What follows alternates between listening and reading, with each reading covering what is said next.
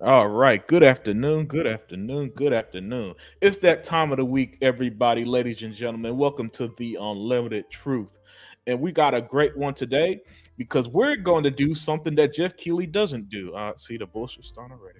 Yeah, we're going to do something that Jeff Keighley doesn't do, and that's celebrate all of gaming today, right? Because this, guys, we're going to talk about our favorite games of the year.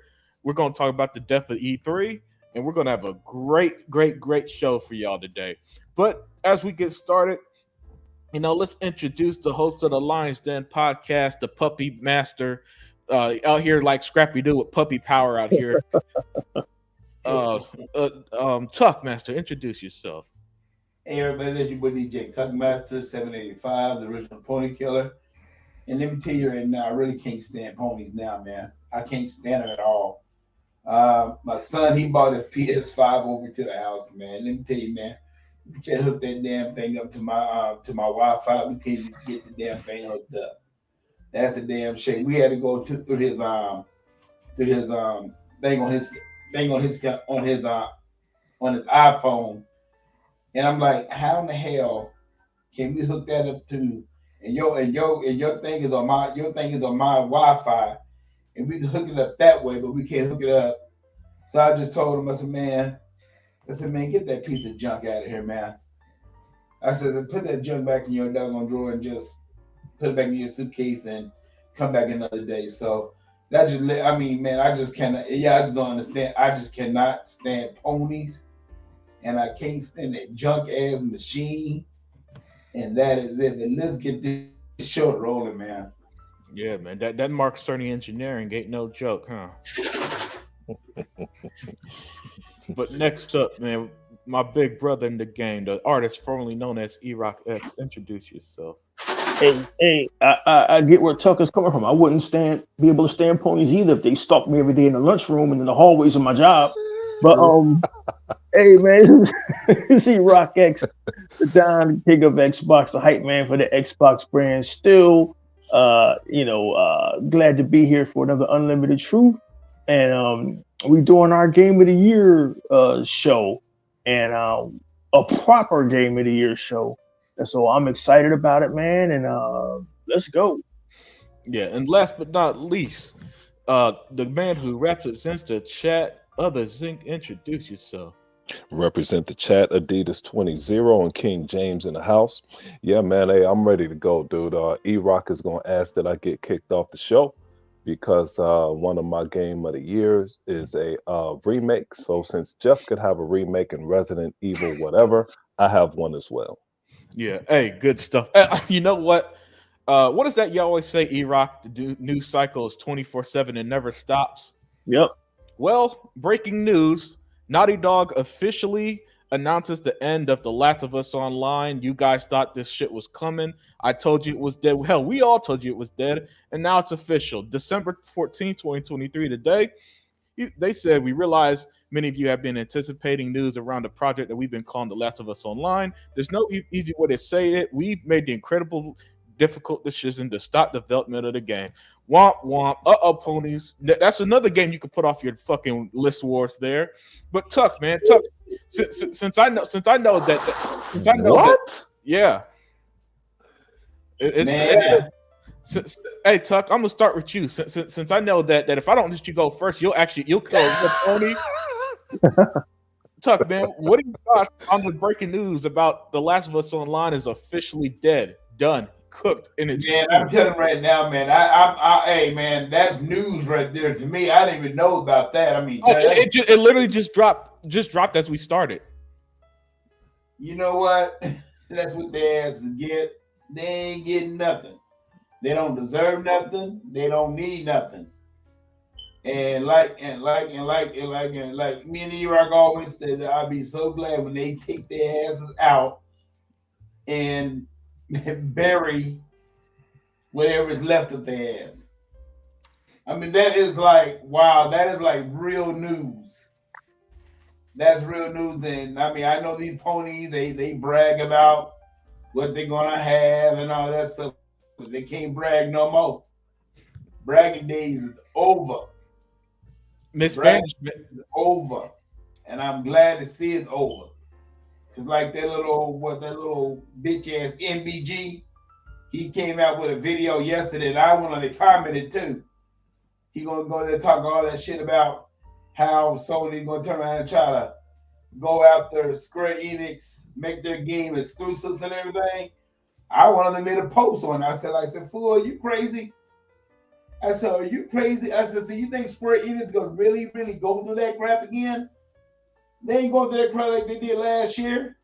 They lost too much money last year dealing with Sony. They ain't doing that shit. If they do that shit, they deserve what they get. But I don't think that new CEO is gonna go for that crap.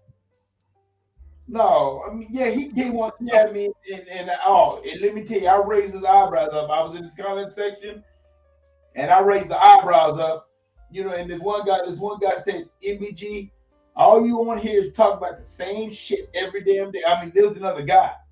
He said, you always talk about the same crap every single day. And he said, hear him out, I might not even listen to you no more. Because you blah, blah, blah, blah, blah. Sony ain't doing nothing right now. So that's my word on that. Hey, excellent stuff there, Tuck. Yeah. So Zink, man, tell me, how's this? Is this mismanagement yet?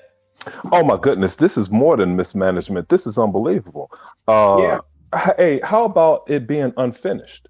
How about that? Yeah. How about Jim Ryan and Sony are liars because they promised this to them 3 years ago. How about that? Hey, how about the people? And I was a proponent of this. Everybody said Sony, they did the wrong thing. They overpaid for Bungie, blah, blah, blah. I said, no, they did a good thing. They need Bungie to teach them how to make games as a service game so they could have recurring profits come through. Well, I guess as they pissed off Bungie, a lot of people are leaving and they don't have anyone to make this bullshit ass game. So we have mismanagement issues. I expect the article from Jason Schreier tomorrow. No. Let's blame this on Hebot, his boy, Paul Tassi. Where's his article at? Yeah. Listen, where's the outrage?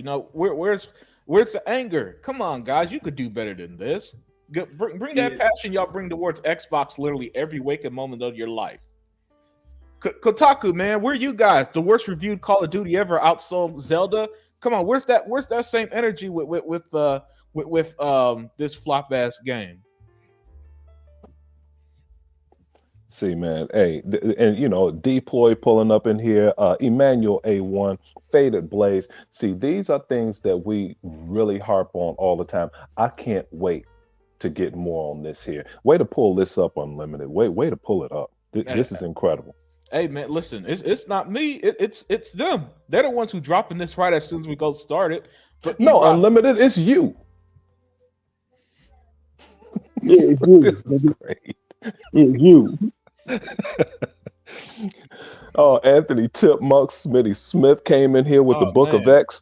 Hey, Unlimited, run that back because this is something that Anthony Chipmunk, Emmanuel Smitty Smith, Deploy, and they need to see what's on top of that screen right there so we could close out mismanagement and unfinished games now that The Last of Us are officially canceled, and that looks like the Naughty Dog logo up there. Yep. So Naughty Dog, for those of you who are just joining, thank you for joining, by the way. Naughty Dog has officially announced, how do I get this shit off my screen? Sorry, guys. Naughty Dog has officially announced that The Last of Us Online, that was previously Factions, is dead. It's officially dead. Now, if you paid attention, you knew it was a dead product. When Bungie came in and said, look, this multiplayer is trash, and that got quote unquote delayed indefinitely, Zink and E-Rock and Tuck. Well, now we see that no, it's done. Another game. Check that game off your list, Wars PlayStation fans. Y'all weren't going to play it anyway, but still. And E-Rock, man, you still there? Mm-hmm. Oh, good. So E-Rock. Well, the breaking news as we literally got started today, The Last of Us Online, one of the games. You remember, E-Rock, this is one of the games that they use against us. That's quote unquote quality, right? This is one that The Last of Us was one of the games that they said was better than everything Xbox has in their catalog. Well, now we see from this fraud ass developer that their multiplayer, their Factions is dead. So I ask you this, E-Rock, Is this mismanagement? Is this not lying? Is this not failing promises? Should somebody be fired? I mean, if that was Xbox at the logo at the top of the screen, you know damn well that'd be the reaction. We realize many of you have been anticipating to use The Last of Us Online as part of your Twitter wars, but there's no easy way to say this. We've made the incredibly difficult decision to stop y'all on y'all tracks. I love it. I love it. Hey, listen, man. I hate to be a dick, but I'm going to. I don't care. No. E-Rock. Cuss his ass out on Monday. I don't care. I don't care about PlayStation. I don't give a shit about them damn dickheads over there. I mean, look, I thought Xbox was the one that was mismanaged. I thought Phil Spencer was the one who was mismanagement shit. Let me get this straight. The dude that bought Activision, the dude that bought Bethesda, the dude that's making $3 billion per fiscal quarter off of Game Pass, the dude that like has game developers knocking down their door, stalking them. Yo, man, could you please put our shit in Game Pass? That company's mismanaged, but everywhere you look, Sony is falling apart. Naughty Dog, The Last of Us Online ain't coming. Spider-Man, bugs and glitches. Like yo, man, like I would laugh, but like at this point, like it's beating a dead horse. Is kicking the carcass of a dead dog, and I just enjoy. Rock. Well, E-Rock, it's more like beating a dead horse. If that horse had a mouth that won't shut the fuck up, because these guys are still talking. Well, and see that's part of their lunacy. Part of their lunacy is to, as we've always said, deflect, and ignore what's going on. When anybody is smart would have been like, yo, it's time to jump off of this ship. Like Dustin Laguerre, it's time to fucking to get up off this shit. Like they constantly bring this shit on themselves in every situation. They were bragging about The Last of Us factions last week. Now tomorrow they'll all be on Twitter on an apology tour. They'll all be on Twitter damage controlling this, and as they're damage controlling The Last of Us factions being canceled, they'll find a way to take a shot at Xbox. Yep. This is who they are. They're fucking lunatics over that stupid Japanese box. And quite frankly, at 54 going on 55, I don't care to talk about them anymore. They're a joke. They're clowns. There's nothing else to be said about them. Like what else is there to say about these guys? But anyway, as far as PlayStation, like they're a company in decline. I don't know how many times we got to say this. They are a company in decline, Zink. They are a company in decline. But don't listen to us. We don't know anything. Continue listening to the Red Dragon. Oh, Xbox sucks. What did Xbox do today? Oh, they had tuna salad for lunch. Tuna salad sucks. Continue listening to Broken Games HD and continue listening to J-Dub and Jabari and all them guys, because clearly they know more than we do. Yeah. Clearly they know more than, Spider-Man's going to win all the awards. Clearly they know Starfield and Game Pass is going to be a failure. Clearly y'all know more than we do. So continue listening to them. Don't listen to us. These guys are fucking unreal. Look at this shit. Persona. Question for the community. Which concept art do you feel looks better to you? Factions 2 versus Blade. So this is the lunacy of these dudes. Concept art. Fucking concept art is a topic for debate. This is how crazy. Hey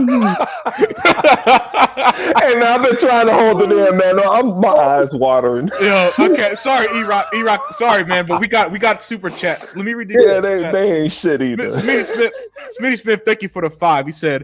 He said this mismanagement to the highest degree. They might need FEMA to come clean this shit up. Look at X. And then Adidas 20 with the 20. Thank you for the super chat, my friend. He said, my Xbox brothers, let's make this simple. When Microsoft decided to fully back Xbox, these are the beginning results we are starting to see. Ponies have nothing but X because the triangle and the square buttons aren't working. Hey, man, absolutely right. It did. Actually, that was a clever play of words there with the. Yes, it was. Yeah, that was clever. But hey, Yeah, go We ahead. might Go as well go ahead and throw at 613. Cypher Type 1 had me laughing, dude. I was trying to hold it in. He was like, I honestly believe that Factions was as real as Abandon. You know, that one game they said they were coming out with that never ahead. showed up. Only concept art, no trailer, no gameplay shown. It was vaporware. We 100% agree. Man, we always talk about things like that. It was like, Factions was, remember this shit Unlimited? Well, Factions was so big, it had to be a standalone game. Yeah, right. to prove them right, just look at what's on screen. They were trying to argue in Blade and Faction 2 concept art, not gameplay, not the trailer. I don't even think Faction had a fucking trailer like Blade did. Concept art. But this is what happens, and I'm gonna get back to E-Rock in a second. But this is what happens, as E-Rock was saying a minute ago. Listen. E-Rock, you have nothing left to say with it. They have nothing left to say about Sony. That's why they focus on their attention on Xbox, because Xbox is the only one producing games, only one making announcements, only one's doing showcases, only one's giving us the best. Hell, you could buy Xbox Series S for $150 right now, or the Series X for $350 right now. Yeah. So E-Rock, let me pass the mic off to you, because the super chats, we did interrupt you. But yeah, man, I'm with you there.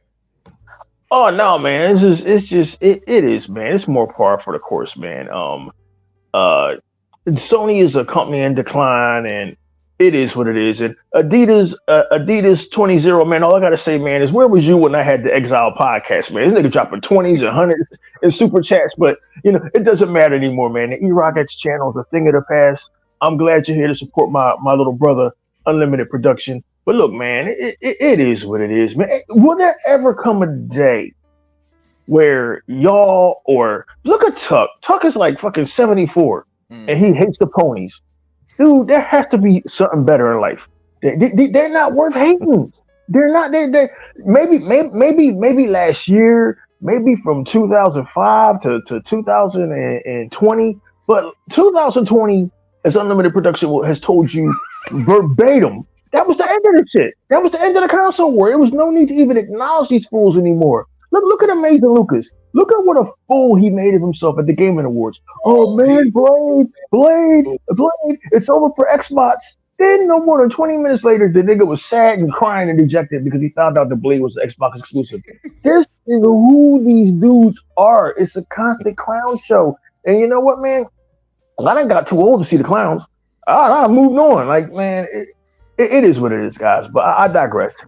Yeah. Hey, you know what, E-Rock, let me push back on you a second. You know, I want to vouch for Tuck right here. Because sometimes, man, people need fuel for the fire.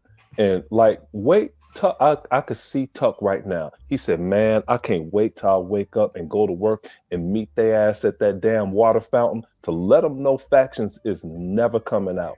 See, he have ammunition to go to the water fountain at work now. And I bet Tuck is geeked up. It's like he in a locker room waiting for game 7 to start. You know? Yeah, but see, you never know what day that one of them PlayStation lunatics he be encountering is gonna have like a garage in their back pocket or a baseball bat. You never know. You know what I mean? So, Tuck lives in Oklahoma too. Gun control out there is different from where y'all gun control. Yeah, exactly. I was just telling you, time I get off, they just not coming in. And you know that I'm not staying any double minute longer than what I have to do. When I get out of there, I'm out of there. These niggas don't even punch in. They go to find Tuck. Like, that's fucking crazy. I don't need that in my life, man. I'm good, man. I'm all right. I'm cool. I had to put this one on screen. This is a classic. Factions will launch before Starfield. Remember this tweet? Oh, we remembered it, J-Dub. Wow. We remembered it. Wow. Listen, the internet age, man. This is the internet age. What y'all put out there, we don't. Look, I be saying all the time. I don't suffer from short-term memory. So don't ever try to pull. Here's another good one. The Last of Us 2 isn't dead. It's evolving. From a PlayStation website. But, yeah. Unlimited Production. Here's the thing. Now you guys are just gonna have to trust me on this, okay? Mm-hmm. Me and Heba have been following this shit forever with these PlayStation fans. Mm-hmm. Since it's really gotten bad since 2006, right? No matter how many times Red Dragon, J-Dub just owned Amazing Lucas, no matter how many times they get caught in lies, get owned, get made fools of by that stupid Japanese box, and they're worshipped by that stupid box, they keep coming back. I've never seen anything like it in my life. I've never. That's why we call it a cult. I've Yes. never seen anything like me. If I'm constantly getting owned, I'm the kind of dude. At some point, I'm gonna shut the fuck up. Like, man, I ain't Oh saying yeah, shit 100. else. I'd 100. have been owned 1,000 times. No, not JW them, not Red Dragon, not fucking Ace Lucas. They coming back with more fucking shit talking. Like y'all done lost everything and y'all still talking shit. Like you at some point you just gotta say, man, you guys are beneath us now. Y'all lost, and now y'all just grasping at any straws y'all can over what? Video games? Over these fucking toys? Over the outdated worship of some stupid brand who, let's be honest, PlayStation's glory days was the PlayStation 1 and the PlayStation 2. Yeah. Prove Hey, me E wrong. Rock, let me. Call me a I'm glad. liar. I'm glad you said that. Brought that up again because about PlayStation and where they're going. Like the graphic Unlimited brought up months ago, as they had a steady decline. What Unlimited since 2011 or 2013 of hiring. They their hirings declined steadily. They never had an increase in hiring. That is not good. That's not good for any Mhm. company to have such a thing. But I wanted to update Vaca, Dr. Vaca. That article, Sony totally derailed the outline of the show because just before we went live, Unlimited, he's like you, he's full of shit. He found an article where Naughty Dog said that Factions is officially canceled. That's why we're on this kick here. Yeah, yeah. And it's on screen now if you didn't catch it before. Like that last article Unlimited Production had up. You know how many decades I've been seeing. I mean, since really before the internet, before I had my computer, since the days of the gaming magazines like Game Mm, Pro and Insight and the good Game old days. Informer. The Last of Us Factions has grown into something that's too big, that's beyond anything. You know how long I've been seeing hyperbole like that, and then it ends up not being true. And the hyperbole always surrounds Sony because these guys love that fucking brand so much. Like, I'm not going to E-Rock, hyperbole E-Rock. Xbox when they can't back it up. Yo, E-Rock, E-Rock. We're talking about Sony, the company that said their engine had real human DNA. Yeah. It's just how, like, oh my god, it's just it comes to a point, man, where you just see bullshit and just like, okay, I'm getting I've been woke up on Sony decades ago, right? Yeah. But I mean, it just gets to a point where you just see bullshit and you be like in the world of entertainment, over at fucking Warner Brothers in DC, James Gunn, yeah, my Superman movie's going to be different. Like, sure, yeah, whatever. Like, like I just don't. Whenever I see an article about Sony, I just know I've always said for almost 20 years about them, believe none of what you hear and half of what you see. Yep. Believe none of what you hear because it's a flat out lie, and believe half of what you see because it's either CGI or video or concept art. It's just I don't know, man. I'll never get it. I'll never understand it. Yeah. I moved on from Well, PlayStation a long time ago. I just don't get it. yeah, well. To be fair, and I'm about to get to the super chats, guys. Thank you again. Give me a second. But to be fair, this was not a topic we're going to discuss. It was literally breaking news as we started, and that's the only reason why we're talking about Sony right now. But yeah, hey, Smitty Smith, thank you for the $5. He said, the worst phase for a pony to hear is when Unlimited Production says, "Let me put it up on screen." The book Unlimited. Let me listen. get that. Yeah, go ahead. Hey man, hey, Smitty, guys, that's like, you remember that one offensive lineman that actually threw up every time he was about to face Lawrence Taylor? Yeah. This is it. That's exactly what Smitty Smith is talking about. It's like, oh shit, Unlimited says, let me put it up. That actually made that lineman retire because, oh shit, damn, Lawrence Taylor again. Yeah. That's what Smitty is saying. Hey man, that's why the chat be so clean, because they come in here and say their bullshit. I put it on screen and they shut the fuck up. Adidas, thank you again for the $10 super chat. He said, IGN are ignorant gaming nitwits. The pony media hurting just as much as the ponies. Oh yeah, Sega is back. Welcome to the new old level. Yep. Of course, they're. Listen, I've never seen a situation like this where people were this wrong, this aggressively wrong. Adidas, where again, judging from the last 10 years, Xbox should have been dead because they got no games. Their console sucks. Nobody wants an Xbox. I've heard it all. Xbox is dying. They're going to go third party. Yeah, right. Yeah, and yet, who's the one that's been taking L's all year? Like it's just December ain't even over with, guys, and we're still talking about Sony taking more L's, canceling games. They don't got money. They got nothing, you know. And so. Well, listen, E-Rock been fighting this battle a lot longer than I did, so I'm still kicking that dead horse. Fuck it, you know. Hey, Unlimited, what about the one article that just came out, I think, this week, where it says Xbox has to get it right this time or something to that effect? Yeah, that's right. And they pretended that Redfall was the only game they released this year. Yeah. Again, Zinc, E-Rock and Tuck. The media, I just don't know. I don't know how anyone has faith in the gaming media. I don't know how anyone believes a word that comes out there that they type on screen anymore or nothing, because to be this wrong all the time has got to be a superpower at this point, man. Because I've never seen a situation, E-Rock, where you debunk this stuff immediately almost at this point. It used to be a time when you were a journalist or a pseudo journalist and you were wrong all the time. You lost your job. Yeah, I don't know what's going on now.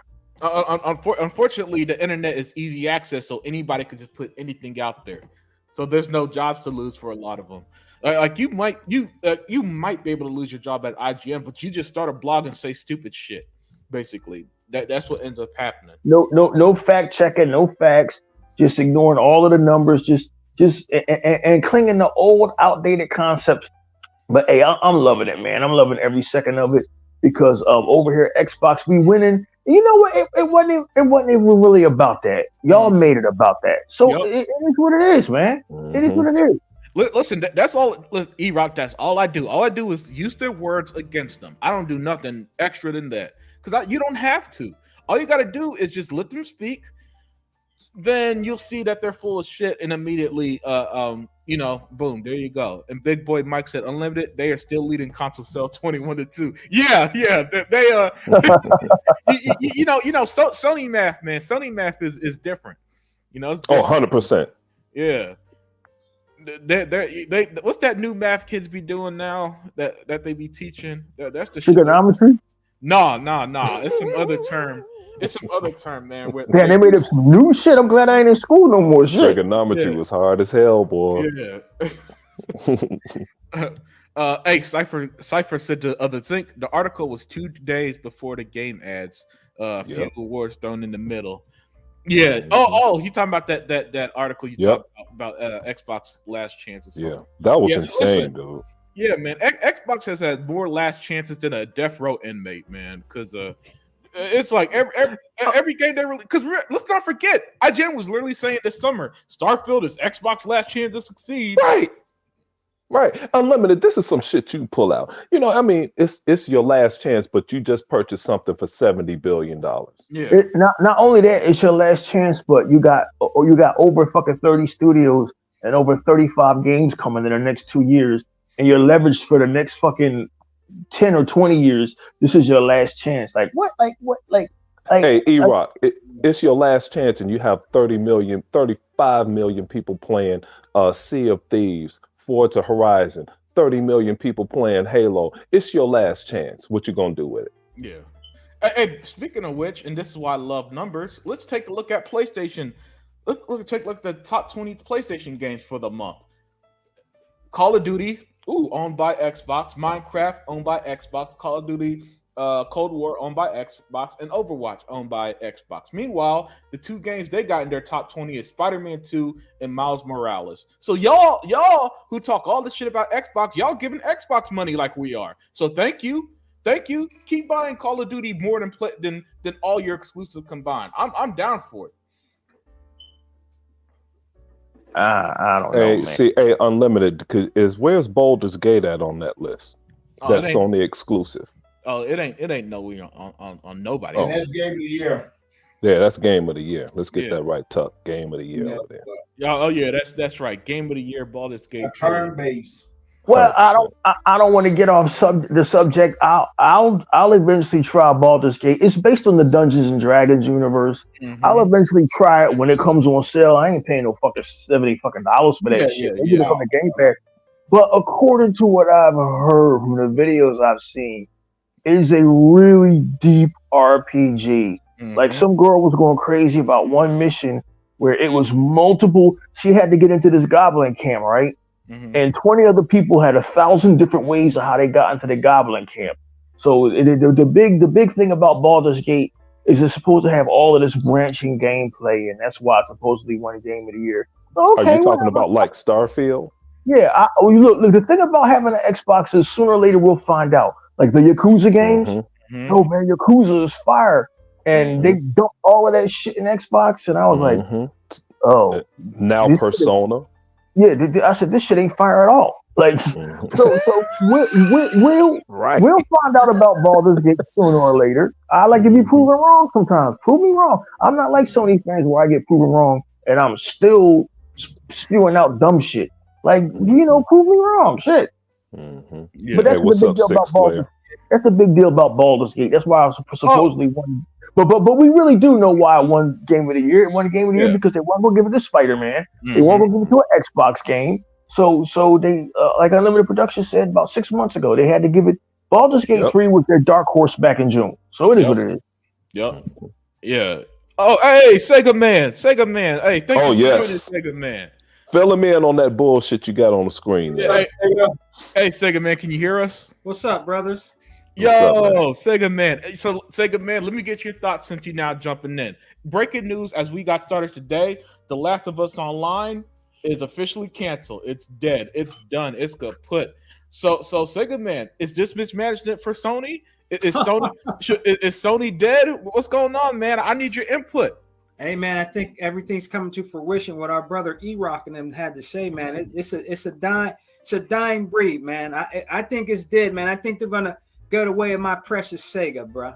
I think that's what's gonna happen, man. I think they're gonna have to go and go away and have to sell them IP, man.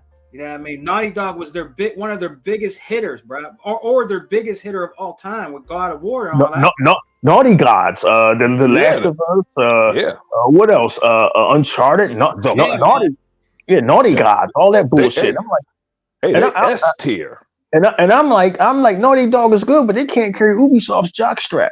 And I know somebody No. out there, and I know somebody out there saying, "Oh, he's he don't talk about Ubisoft."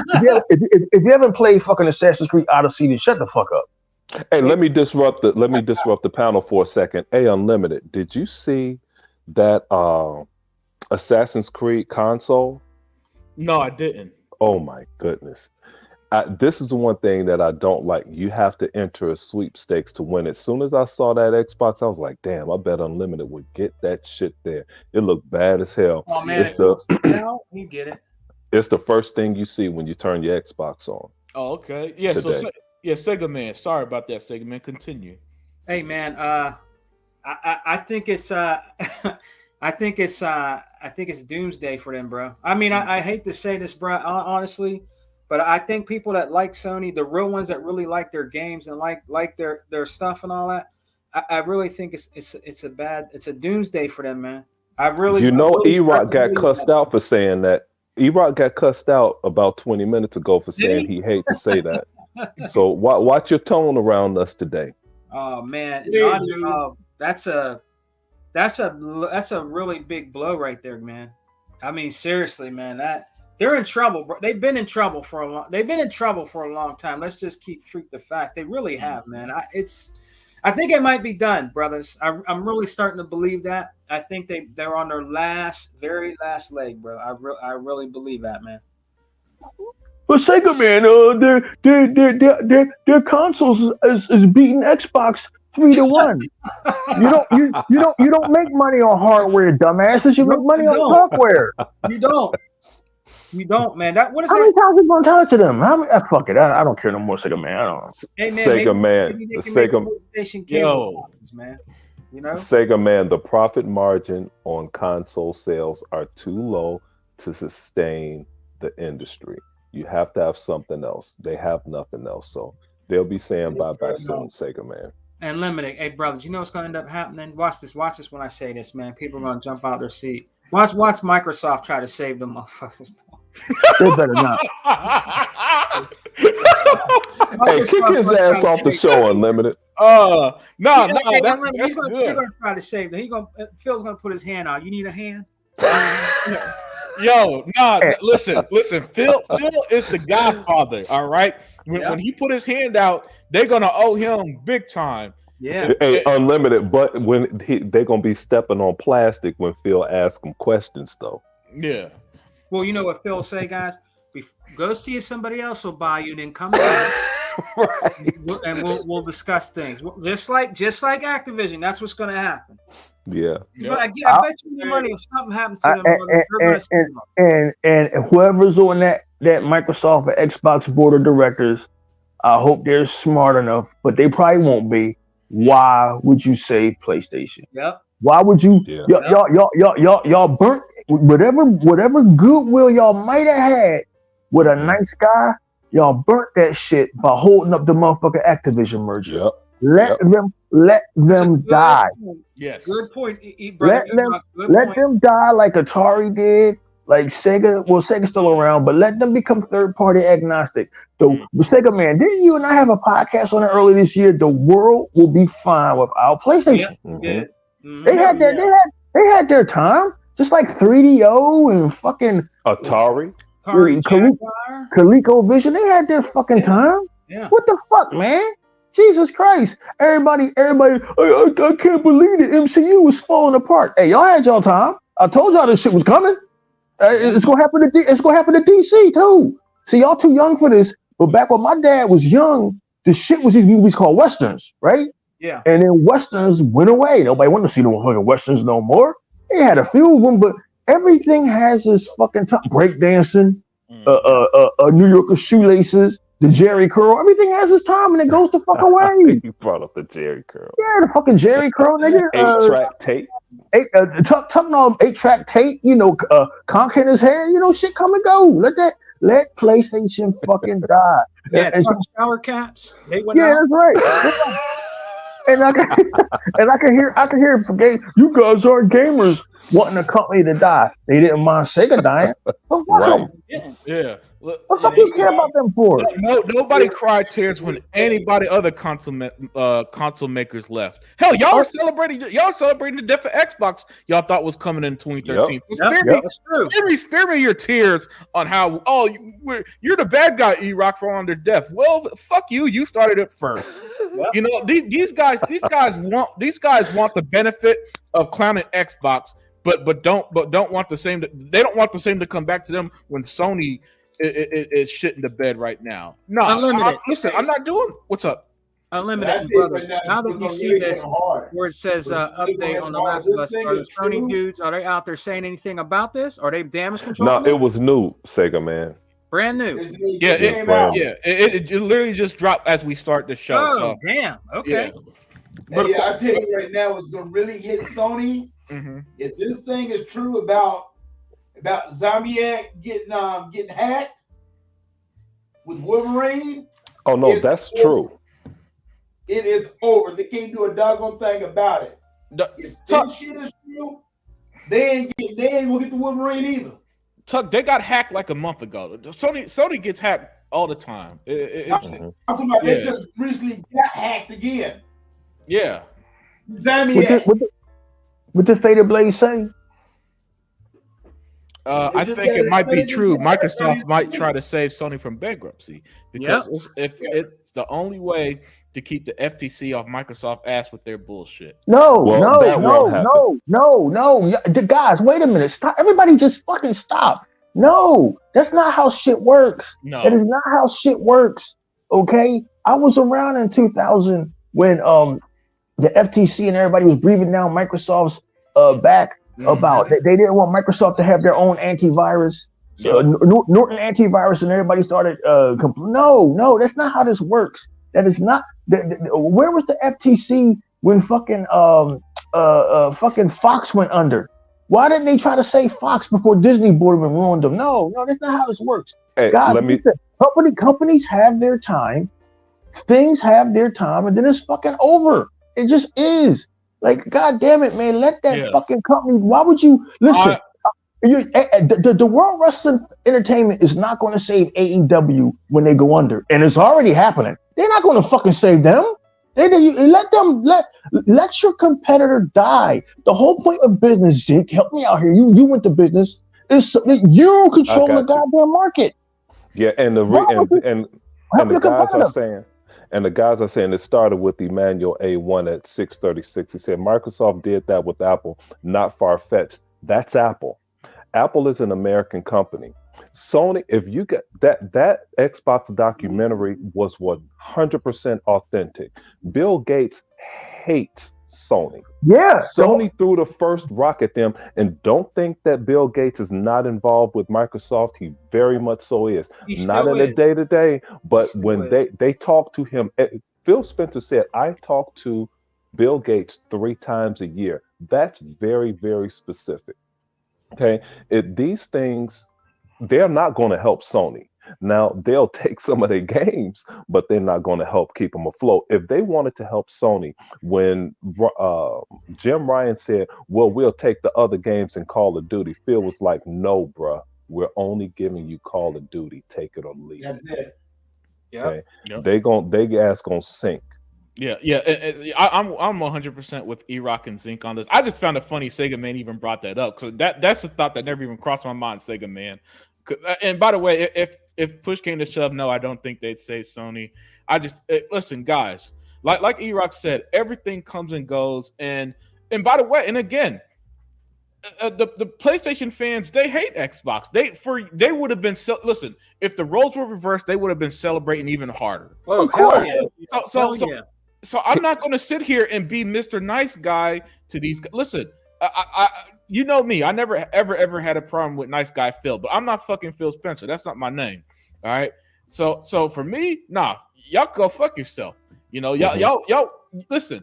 Even if I make even if you just put up a gameplay video, some of them still come to you talking about, oh, that game is trash. Starfield is trash. How can you like it? Well, go fuck yourself, right? So no, man. I got zero. You know, I got more sympathy for fucking ISIS than I do for these PlayStation guys, man. 25 years of dirt. 25 years of dirt. Starting with screwing Nintendo over, but they screwed each other over. Yeah. We kind of got Nintendo to blame for PlayStation even being here.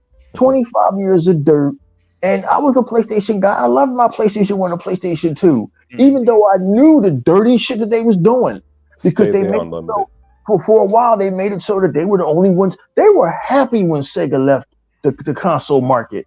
Sony was livid when they heard that Nintendo was coming out with a GameCube. They were livid when they heard that Microsoft was coming out with a fucking direct Xbox. They were fucking livid because they wanted to control the market, and they did everything in their power by making Grand Theft Auto 3 exclusive, and they had all of the games, and they had Final Fantasy and all the contracts on lockdown. But somehow Xbox scratched and crawled and dug, and Bill Gates. I saw the documentary too. Bill Gates deliberately wanted to disrupt the Japanese's monopoly on gaming, and we have him to thank for gaming to be in the good state that it's in. Yep. If gaming is in a bad state, it's because of you, the media. It's because of you, gamers, and the bullshit y'all play. It ain't because of anything Microsoft did. Microsoft made y'all fucking lives better. All y'all little bullshit trophies and this fucking digital frontier you enjoy on PlayStation, Xbox, because PlayStation don't have an original idea in their head. Copycats. Thank you, Sega Man. And see, and Faded Blades, you know, we understand what you're saying. About the FTC, brother, really? But the FTC is still, they're trying to be relevant, but the FTC is still trying to appeal the ABK deal. That's why I said that Microsoft still needs competition in order for Microsoft to get more acquisitions. Yeah. Okay, let me say this. Sorry to cut you off, Zink, but I gotta say this. When it comes to competition, there are always winners and losers. 100%. Right? Always. Listen, show me every industry. Show me one industry where with competition, where someone doesn't come out on top. It doesn't exist. It's just going to naturally happen. That's how things work, right? So if Sony runs their business poorly, that is not Microsoft's fault. It's not Microsoft's responsibility. It's not Microsoft's job to save them. It's not Microsoft's job to look at them with pity. It's not. Microsoft just look at them the way they look at fucking Google right now, as okay, this is one out our fucking way as we do our thing and build our brand and build our business. Right, that's all. That's all that it is. So yeah. And by the way, the FTC again. I gotta remind you guys, they're regulators. They don't have these guys. They do not have this weird magical power in our political system where they stop businesses. If that's the case, then nothing would have ever passed through. And yet every single one passes. Every single merger passes. Why? Because all regulators do is say, "Hey, are you breaking some of these laws? No, you're not. All right, cool." It's just political posturing. And you see, Unlimited, that federal judge in San Francisco, she didn't pull any punches. She said, "Why don't Sony do that?" It sounded like she basically said, "Sony ain't shit. Why don't they put God of War in their Game Pass model?" You know, she was basically calling Sony lazy. Yep. And they tried to appeal. She was like, "Get your ass out of here." They're going to say, "Get your ass out of here" 100 times out of 100. The FTC can't do shit. Hey, look at all of the other video game makers. Just like some Cypher Type 1 said right after that, nobody saved Sega. Nobody saved the Panasonic 3DO. Nobody saved Atari. Hey, nobody saved Tucker Automobiles. It's been several dead automobile makers because of General Motors and Ford. Correct. You know, there are several products that died. Hey, who saved Kmart? Who saved Sears? Who saved Montgomery Ward's, SS Kresge's? JC Penney's. We could be here all day. We could be here all day, bro. We're going out of business. There are going out of business and winners. Rite Aid, the drugstore, they filed for bankruptcy. What drugstore? Rite Aid. Rite Aid. Oh, we don't have that. Hey, man, but it's been several things going out of business. There are winners and losers in business. That's how it's always been. And I saw 100%. One comment saying, well, Microsoft needs competition. There's always going to be competition. The mobile market, Steam, all of that shit. We don't need Sony around. We don't need them around. Listen, I don't understand any of this. I just don't get it. Like, I say, I'm older than y'all, right? And I hate to always go back to wrestling, right? But there were thousands of wrestling companies. The AWA ain't around no more. Fucking NWA Los Angeles. They're not ECW, WCW. None of them are around anymore, right? One business thrives and stays on top for a while until somebody else knocks them off. That's the business model, man. One lemonade brand is better than the others. The other ones fold until somebody else comes and knocks them off. I don't get this fucking sentimentality towards PlayStation. I don't fucking understand it. They have been their own worst enemy. They did this to themselves by fucking relying on third-party deals and fucking Activision of all people to keep them afloat. Relying on Call of Duty.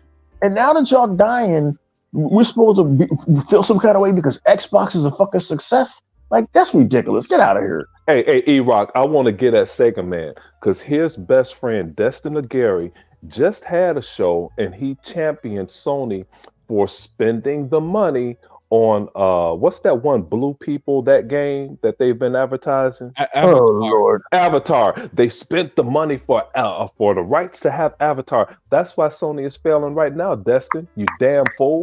They don't own it. They don't own anything, you fucking jackass. They don't own shit. And and I'm gonna shoot at Unlimited. Unlimited can't go unscathed either because his favorite Colin Moriarty said, "Oh, that's great. I like how Sony does business."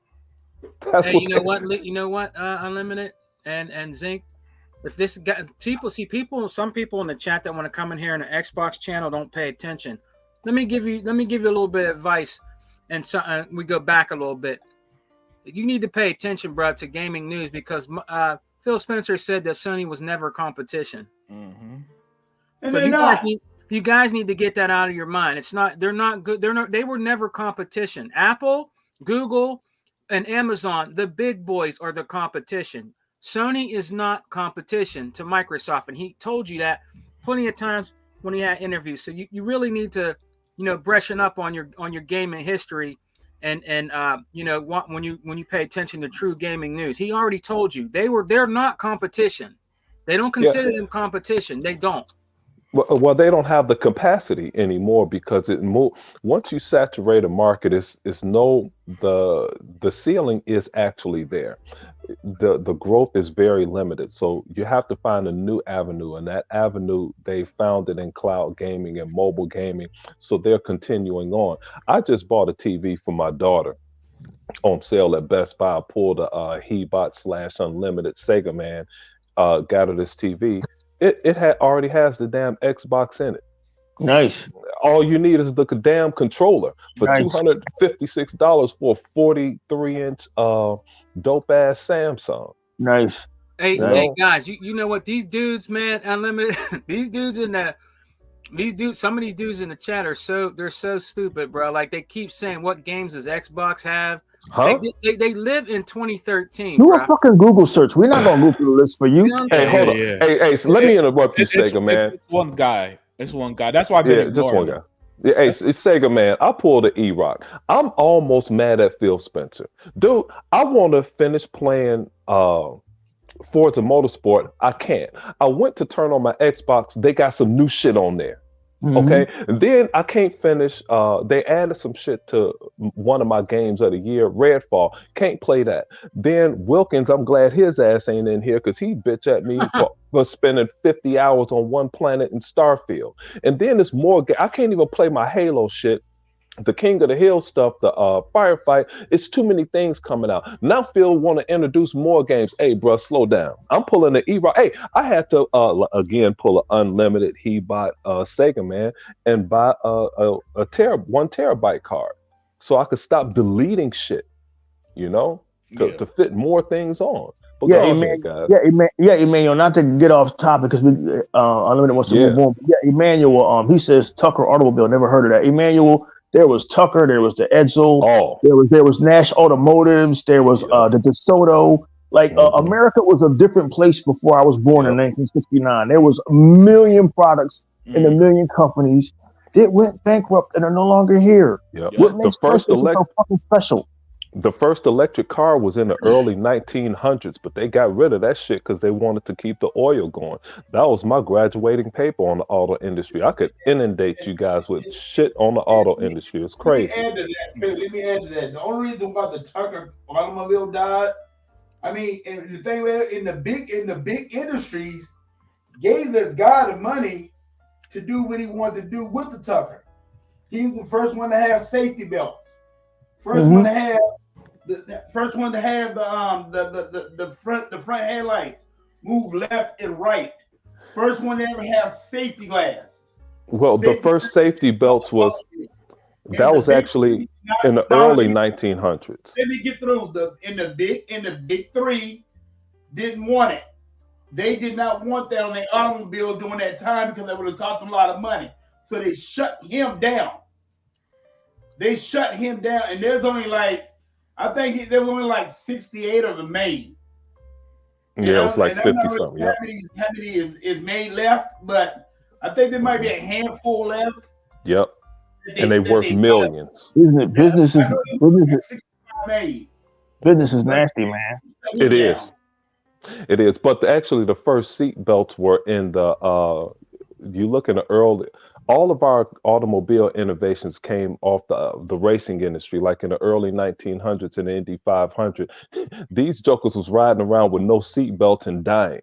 And that's where the seat belt came from. And actually, the rear view mirror actually came from a tractor, and they put it in an Indy car, those dangerous ass Indy cars in the early 1900s. And that's how you could see behind you and stuff. But it was crazy. Yeah, a lot of crazy stuff. The interesting conversation, but we got to move on. 100%. Yeah. So the next big topic, man, and I did not want to pass up on talking about this, is the official death of E3. Oh. Yeah. Unfortunately, after 28 years, it was announced earlier this week, about a day ago, that E3, the Entertainment Expo, is no more. And I just want to personally talk about this a little bit because I think E3 was a big deal, and we're going to see negative repercussions come out of it. Now, before I get to my thoughts, yes, before I get to my thoughts on this, let's start with you, Tuck. Tuck, man, what are your thoughts on the death of E3? Do you care? Do you not care? Is it something that you followed even in its heyday, or what? Man, that you know what I put that's just a sad day when we ain't seeing that's just a sad day when we ain't seeing gaming people actually love games to go to this event. Mm-hmm. I mean, it's just a sad day. I mean, there's nothing more that I can say. Is just that it just ponders me that people did not go to this event. Like Sony, and then you get Nintendo. They didn't come. They didn't go to the event no longer.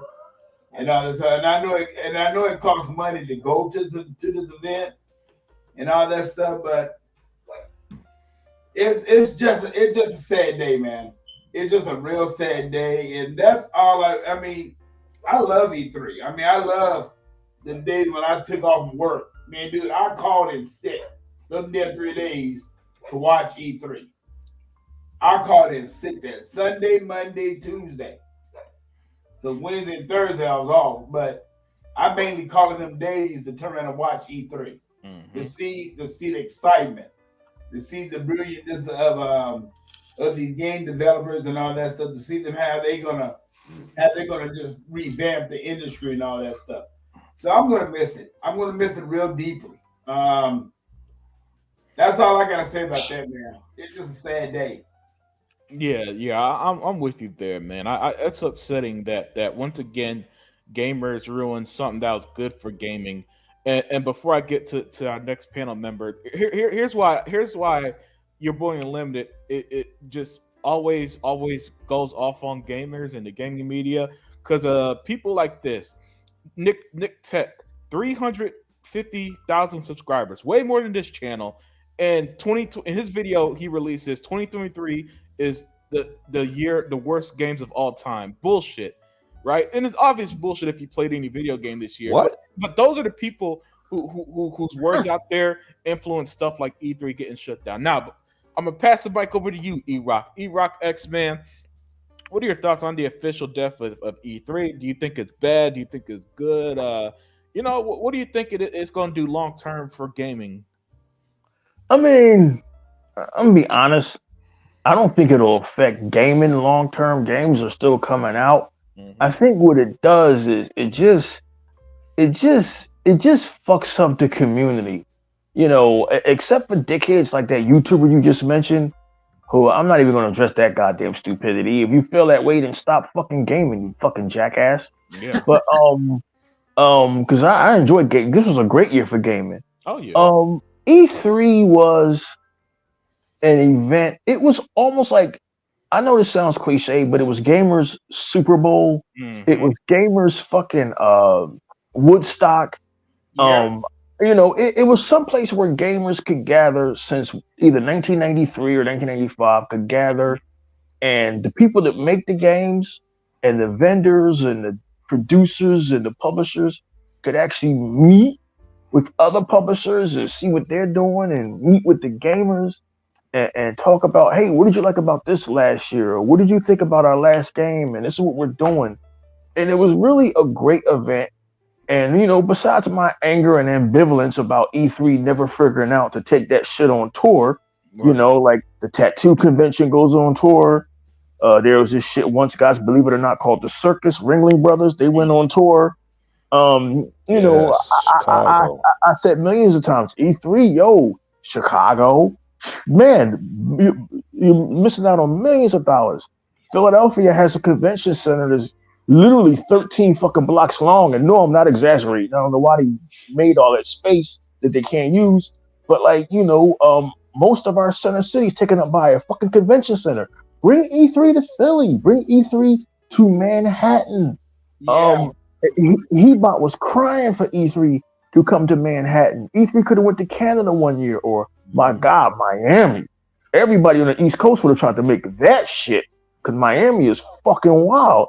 But E3 was this great event where every year in Los Angeles, our good friend Mr. 100 and everybody in the Xbox gaming community and in the gaming community period could get together, finally meet, laugh, have lunch, talk, and it looked like it was so much fun. Over in the United Kingdom, I don't know whether it's called PAX or what the event is called, but the Welsh Gamer and Microboxer X met at a gaming event that was over in the United Kingdom. And I was like, man, that's cool that an event went over there for you guys. These events bring people together. I would have loved for E3 to come to Philly or come to Houston. And, you know, I catch the fucking Amtrak, you know what I mean? I found a babysitter for moms, and I catch the Amtrak and we all get together and do a pop-up podcast from E3. But it's going now. And I think it's not going to affect gaming, but it's going to affect the community because it was something where every year the community could get together and everybody could break bread and see how great gaming is. Hey, to that YouTuber and to Dustin Legary and to fucking Red Dragon, I'm sorry gaming sucks for you. I'm sorry if 2023 was the worst year of gaming for you. Maybe it was the shit you fucking chose to play. A fucking remake of Resident Evil, another fucking Zelda. That's a you problem, motherfucker. It's not a me problem. I had a great year of gaming.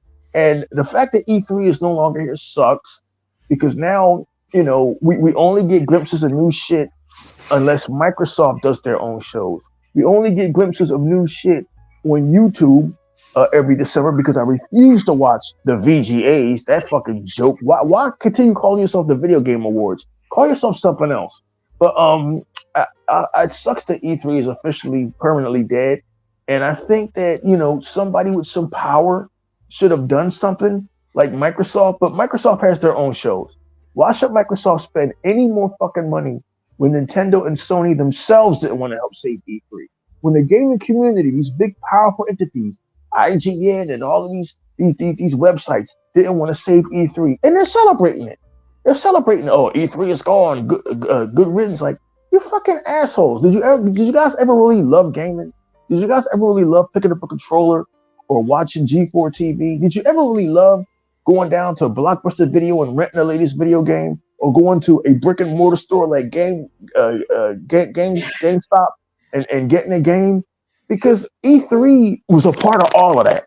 It was a part of our DNA as gamers. It was part of who we was once a year to see what was coming.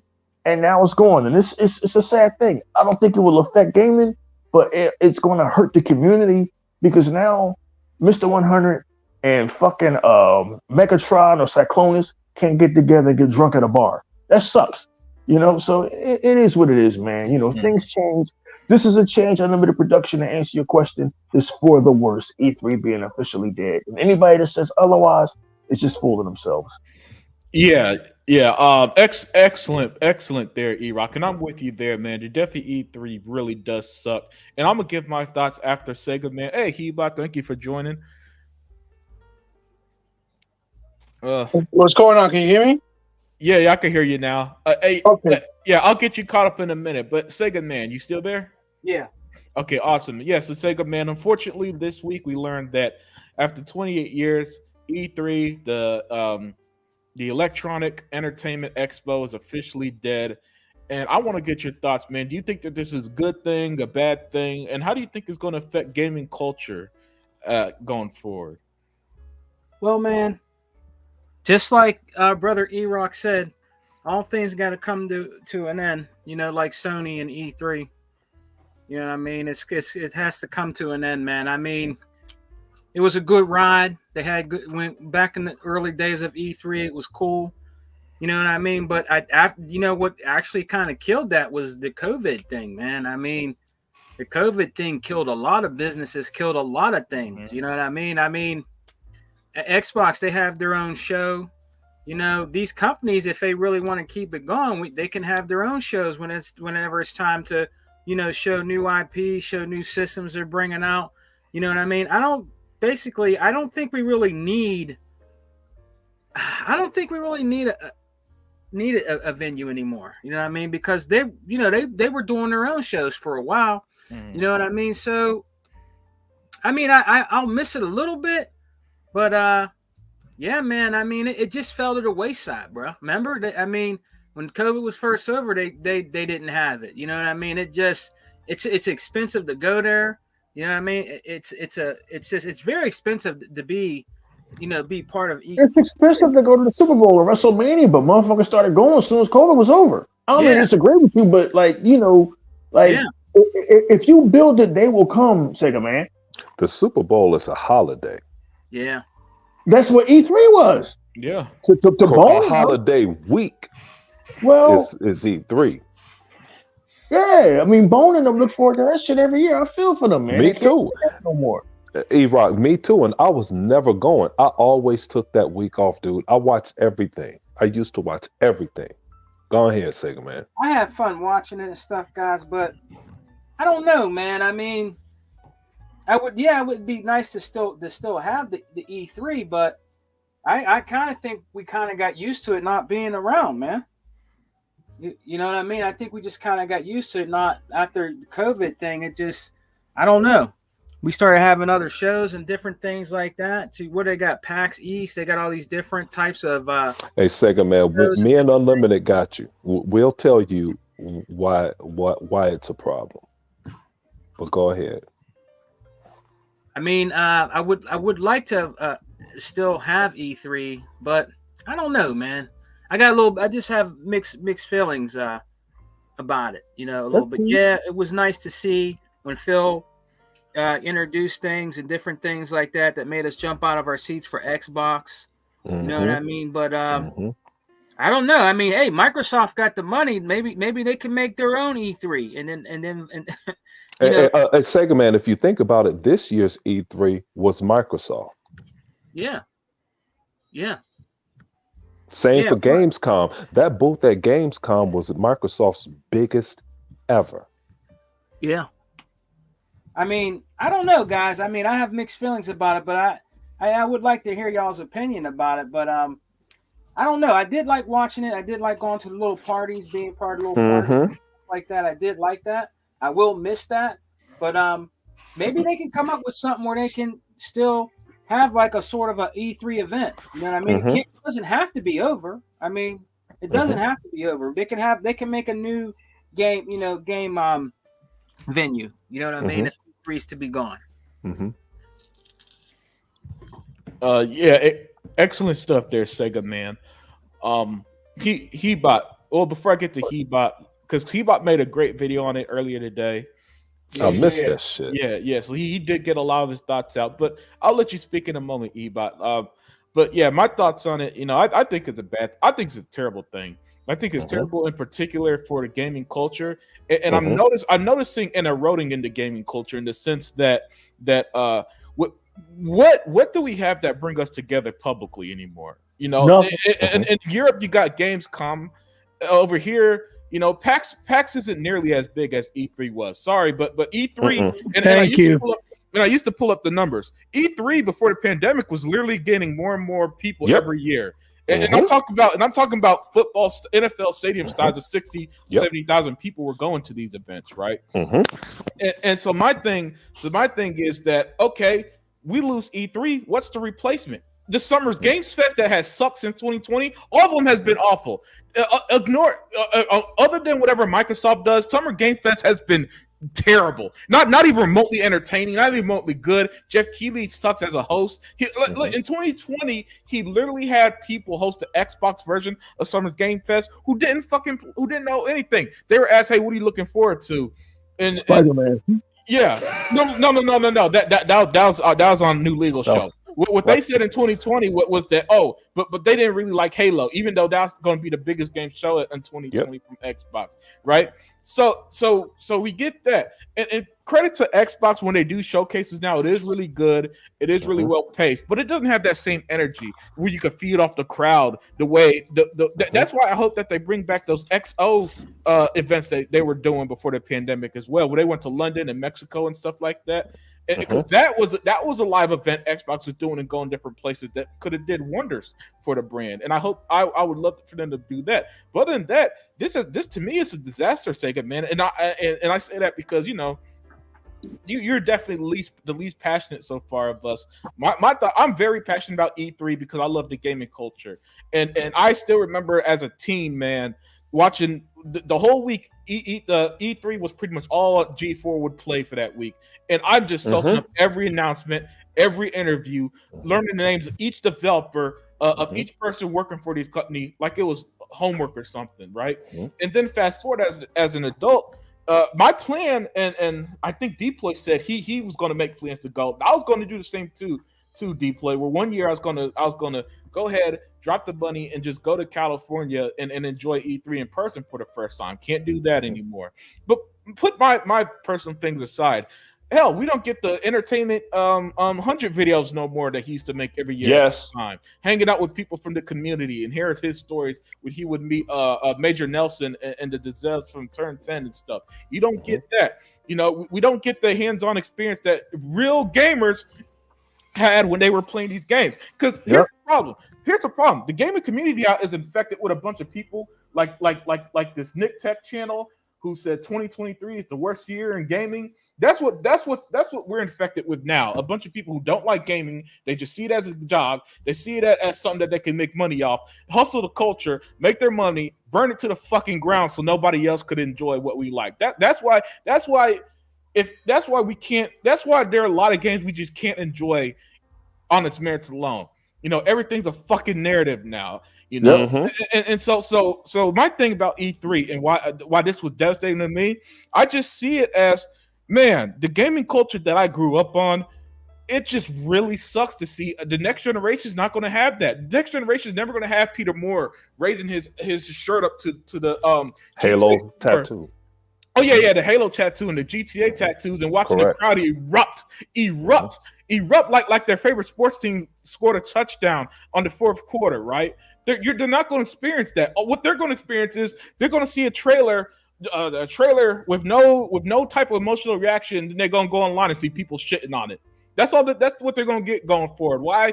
Because people were, especially when Sony stopped going, they just started the stupid narrative that, oh, E3 don't matter. We don't need any E3 no more.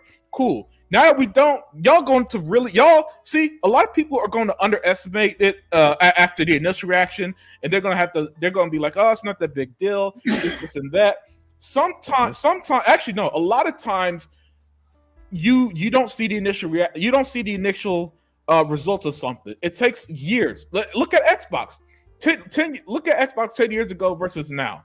It took years for them to get to this monster that they are, right? And now people can't stop being upset about it. And the same we're going to see with E3, where the summers are not going to hit the same. When next year Xbox will be the only one to have a good show, and people still going to shit on it because for some reason modern day they're just negative about every fucking thing. I don't care what it is. You can't be a fan of nothing because they're going to somehow hate on it, right? So, hey, Unlimited, remember how when Sony didn't come and people were saying, oh, Sony's going to win even and they're not even there. Yeah, exactly. All that stupid stuff. But as always, they're proven wrong. But my thing is, though, you know, what replacing it, the stupid ass Summer Game Fest sucks. No other American public expo exists anymore, because again, PAX is cool, but PAX is never had this nearly close to the same attention E3 had, man. Where E3 was it was a 1 week of the year where you could feel the gaming world come together, and I don't think anything beat that in my opinion, and unfortunately that's gone. So that's the aspect I personally look at it from. So that's my thoughts, but go ahead, E-Rock. It was ours. It was something that was ours. And I understand everybody here has mixed feelings about it. But, you know, you look at every aspect of entertainment, because gaming is a part of entertainment. You look at every aspect. Football has Super Bowl. The fucking horse racing has the goddamn fucking Kentucky Derby. Yeah. Fucking hockey has the fucking Stanley Cup. You know, entertainment has the fucking Oscars and the goddamn fucking the Emmys, Golden Globes. Every form of entertainment has something that celebrates its existence, and that's what E3 was. And with it being gone, I do think that the gaming culture is diminished. Of course, the PlayStation fans are happy it's gone because PlayStation didn't have nothing to show anymore, and they weren't going. Yeah, they weren't going. Of course, the Nintendo fans don't care if it's going because Nintendo never had anything to show unless it was fucking live action puppets or some other fucking childish nonsense. So. Yeah. It really is. The gaming community suffers an L with this one, but I mean, it is what it is, man. I mean, I agree with Unlimited. that the gaming community they're not going to feel the sting of this yet, but they will eventually. And I know there's probably some smart ass if they was here from the PlayStation community or some asshole. Oh, so you really missed the Connect being shown and you missed Cirque du Soleil being there? No more than y'all missed the motherfucking Janet Jackson's wardrobe malfunctions at the Super Bowl halftime show. But motherfuckers look forward to that shit every fucking year. Yeah, it's an event. It was an event. Mm-hmm. It was our fucking Super Bowl. It was our WrestleMania. And it's not here anymore, so it is what it is. And as it was progressing, the people that were attending, they started to understand more and more that this is an entertainment event. Let's entertain them, and so we were getting a bit more than just trailers. Don't get me wrong, this year's Xbox Showcase was a home run, 10 out of 10 show. It was fantastic. 100%. To me, it would have been better if you had that natural. Genuine reaction of seeing Clockwork Revolution for the first time, or seeing the deep dive of Starfield, and just seeing the crowd go crazy anytime they showed something new or different. You know, we're just gonna miss things like that. We're gonna miss the togetherness. That it was bringing. Where people listen. I used to watch 100 videos all the time. There are people from all over the U.S. Like that K Mega dude would come from Oklahoma and shit. I remember one year he went and visited him, and he everybody will come from New York. Yeah, people come from New York, and we just don't have that anymore. But with that, because we do got to get the show moving. We got one more topic out after this about our favorite games. I'm gonna move on to you, Hebot. And Hebot, I know you made a fantastic video, but still, it never hurts for you to give your thoughts on the Death of E3. I'd like to get your thoughts on it. Yeah, can you guys hear me? And I want to close this E3 thing because I have the real thing going. Oh yeah, okay, yeah. Hebot didn't think. Listen, E3 is probably going to be the start of the end of gaming as we know it, whether you guys want to believe it or not. Because E3 is a pivotal part of the culture of gaming, number one. That's number one. Number two, it is what opens the doors for so many other opportunities, like independent developers actually getting their games published when they can't afford it. Like the connection that smaller people like us that do this, that are real passionate, that are actual real gamers, true, can do by connecting with actual developers without being the PewDiePies of the world, right? Because they let anyone interview as long as you set it up, instead of you having 1 million subscribers on your channel to get an opportunity to actually do it on their channel, right? It's how you connect with developers so you can get the real inside scoop of what's going on, what's being made, the demos that you're able to play, as opposed to just watching a fucking trailer, right? The part of history that they show and display there that is preserved by when people that attend that don't know, like the younger kids, right, growing up with their parents bringing them there, can see from where it all started. That's not going to be present anymore. The connections that you do with people that you don't know from around the world. The fact that, you're never going to be able to play demos at home because they don't do that. Plus, we got to keep into consideration that the reason why things were so of a higher quality, right? Like they wouldn't show a little bullshit trailer. They had to make sure that they actually put effort and whatever was put in of a high quality, because people pay money to go into the doors to be attending at E3. So you couldn't just make some bullshit ass 15-minute video like the way Nintendo and Sony does to present something. You actually had something to do. But I'm going to get to something that's bigger than this. The reason why E3 died, unfortunately, again, is because of Sony and fucking Nintendo. Wow. Once again, it's that simple. Why? Because Nintendo started this bullshit with, we're going to go virtual when the Switch wasn't still out yet, wasn't doing as well. And they were trying to save money and cut corners because they fucking broke. And then Sony definitely was broke when they did their last E3 in 2018, showing an hour and a half of fucking Flute Man and go inside a barn that looks like The Last of Us or some shit of Days Gone, and only showed 10 and only showed 3 games. Let's keep it real. E3 died once again because of broke ass Sony and fucking Nintendo. Okay, because Microsoft and Phil have been very vocal, saying from day one that E3 is a big part of gaming that he will always push. because it needs to be. It's very important to the culture and the industry. Okay?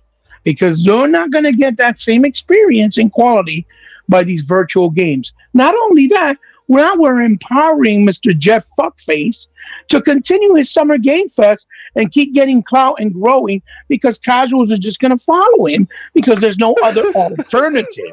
There's no other fucking options. You see what I'm trying to say? So now, what we just did is we empowered Jeff Keighley, empowered Sony, empowered Nintendo, even though they're broke as fuck, because they're the ones who run the show. No, fuck that. Anybody that thinks E3 being dead is okay, you're fucking stupid. You're stupid. You're fucking dumb. Because E3 is our Super Bowl. And if we can still have the Super Bowl, the Emmys, the Golden Globes, or whatever the fuck else is out there for every other entertainment medium, why the fuck can't we have it for video games? Because Sony said so? Because they can't afford to be there? Because Nintendo said so? Because they can't afford to be there? Fuck Nintendo. Fuck Sony. Once again, even at their fucking worst condition, Sony managed to ruin something that was important in gaming. Now I hate them even more because they fucked it up when they decided, oh, we're just going to do virtual. Of course you are, you broke bastards. And they don't even do that. Exactly, because you could say that we're going to be at 100 shows and you only did one show that whole fucking year, you lying cunt fuckers. Whoa, right? he said hundreds of shows. That's right. 100 plural. I came from I'm the messenger. I'm just a messenger. It came from their mouth. And where were they? In only one show. Okay? So, of course, you're going to see IGN and all that. Oh, it's better. It's the inevitable because everything's going digital. Oh, my God. The same way that digital gaming, I'm telling you right now, is going to fucking come to a crash once they take off all your fucking goddamn fucking rights and thousands of dollars that you spend on games are taken away from you, and you're going to be fucked in your ass because you can't access them. I'm telling you, this is the beginning of the death of the industry. I'm telling you, mark my fucking words. When I say something, it comes out the way I say it. I'm telling you because you guys don't see the big picture yet. When you see the big picture, it's going to be too fucking late, like Unlimited just said. Like E-Rock mentioned earlier. Yes, all of us can't afford to go to E3, but guess what? Thanks to that medium of YouTube, we're at least able to go there. Or YouTube followers and influencers like 100 that goes there and can do videos and connect directly with his fan base and with actual gamers. Instead of seeing Reforged Gaming or PewDiePie or fucking Rich Review Tech that don't give a fuck, do videos according to their likeness or their liking, and it's fucking ass half the time. Or even angry bullshit faggot ass Joe, right? Yeah. And I don't give a fuck he's Puerto Rican. I'm Puerto Rican. He could suck my dick. Fuck him. Okay? So again, like I said, E3 being dead is the biggest L in gaming history since the crash of Atari. Mark my fucking words. And the fact that people are like, oh, that's great. Of course it is. Because your broke ass company can't afford to be there. Fuck yeah. Get some fucking class. Follow the real deal. Go on Xbox where they actually have money and they can do shit for us. So if Microsoft is smart, start doing your own show for your own fans like FanFest more often. Like Phil said, you have to do more shows so that they can make up for this travesty because they were the only ones willing to be there because obviously they have money, right? But again, you know what I'm saying? We all got to pay the price because of fucking broadcast Nintendo once again and broadcasting and Sony. Once again, even at their worst, they ruined something that I loved as a gamer, that a bunch of us loved as gamers. Fuck you, Sony. Middle finger. Put it up your fucking anal crack. I hate you. I want you to die. I wish you never came into the industry. You motherfuckers are cancer. And all the fans that you brought in are fucking cancer as well. Fuck all y'all. You took my E3, so y'all can suck my ass. And then I'll fart right in your mouth. Jesus. That's my thoughts. I'm sorry. Well, there you go, man. Hey, now that is Hebot. That's the Hebot that I'm talking about right there. That's all right. Now, Zink, yes, wait till he finds out that. Wait till he finds out that the real reason that E3 is gone is because of Paul Tassi. Wait till he finds that out. Hold on, Hebot. I did slander your name by referencing Paul Uh-oh. Tassi, and I know that's your guy. So go Uh-oh. ahead and do your thing with Paul Tassi, and Oh then yeah, I'll Paul. go. I mean, Paul Tassi can still look my ball sack dry as fuck. Like I said, I don't give a fuck. You know what I'm saying? It is what it is. That don't change nothing for me. You know why? I'm gonna tell you why. Because that fucking fuck face, faggot motherfucker is still gonna be able to enjoy E3 perks, right? And E3 Mhm. interviews because he has a fucking platform. But Hebop can't even fucking interview Phil Spencer. Meanwhile, faggot ass Jets fuckface Gordon, that's fucking the lover of Aaron Randall shit, right? Can interview Phil so that he can fucking make all these stupid ass comments and different articles, you know, kind of slandering or throwing shade at Xbox indirectly with certain things like, oh, well, maybe Blade will be non exclusive. We don't know Yeah, yet, that right? pisses me off. That Shit pisses me like off. that while he gets the interview. But Keybox can't still interview Phil Spencer to really put Phil Spencer on the grind and really show him what a gamer is. He's going to be like, damn, this motherfucker's impressing me, right? That's the problem because E3 being dead, I can never now meet Phil Spencer, Aaron, and talk to them straight up because they're not gonna come to my channel because I don't got a platform big enough. But they'll still go to Paul Dickhead ball licking Cassie.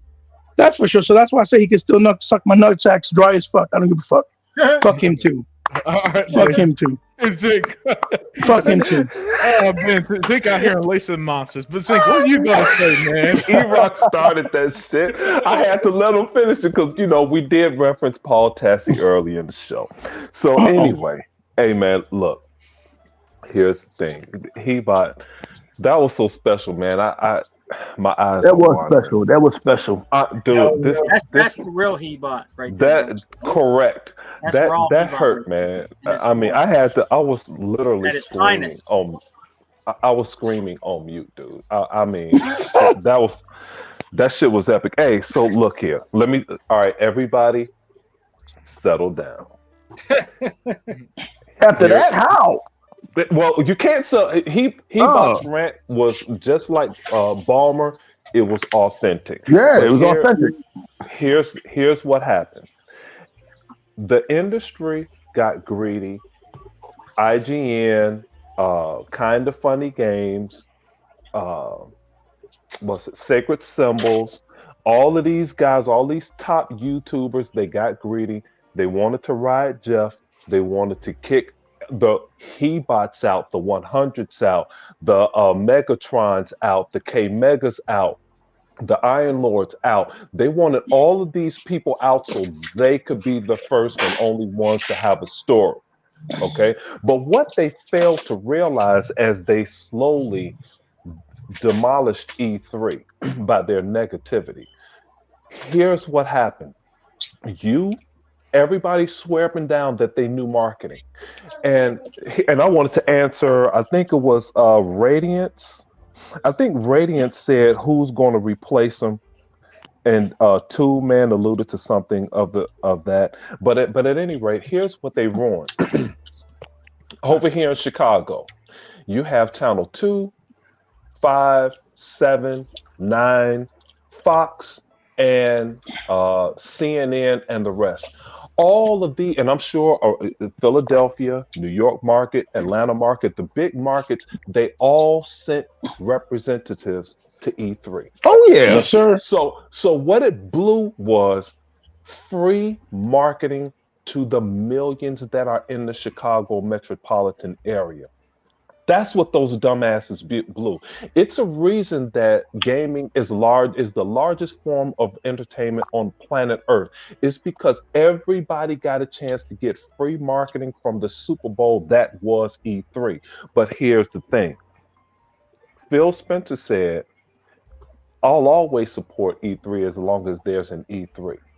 But there's a contingency plan at Microsoft. You have to look at Microsoft, and this is what I try to tell people. The innards of Microsoft, when they invest in something, they invest in something. This is too big to Microsoft now. That $70 billion they spent on Activision, the $2.4 billion that Microsoft spent on Minecraft, and when people swapping down, Xbox was dying and it wasn't, and now Microsoft at 2.4 billion is worth more than $40 billion and is the single most important game on the planet Earth right now. They have too much at stake now. So the millions that they make in Game Pass, they could take 1 month of Game Pass and host their own E3. And if Yeah. you look at Gamescom, they hosted Gamescom. They saved Gamescom. They're about to save the Tokyo Game Show.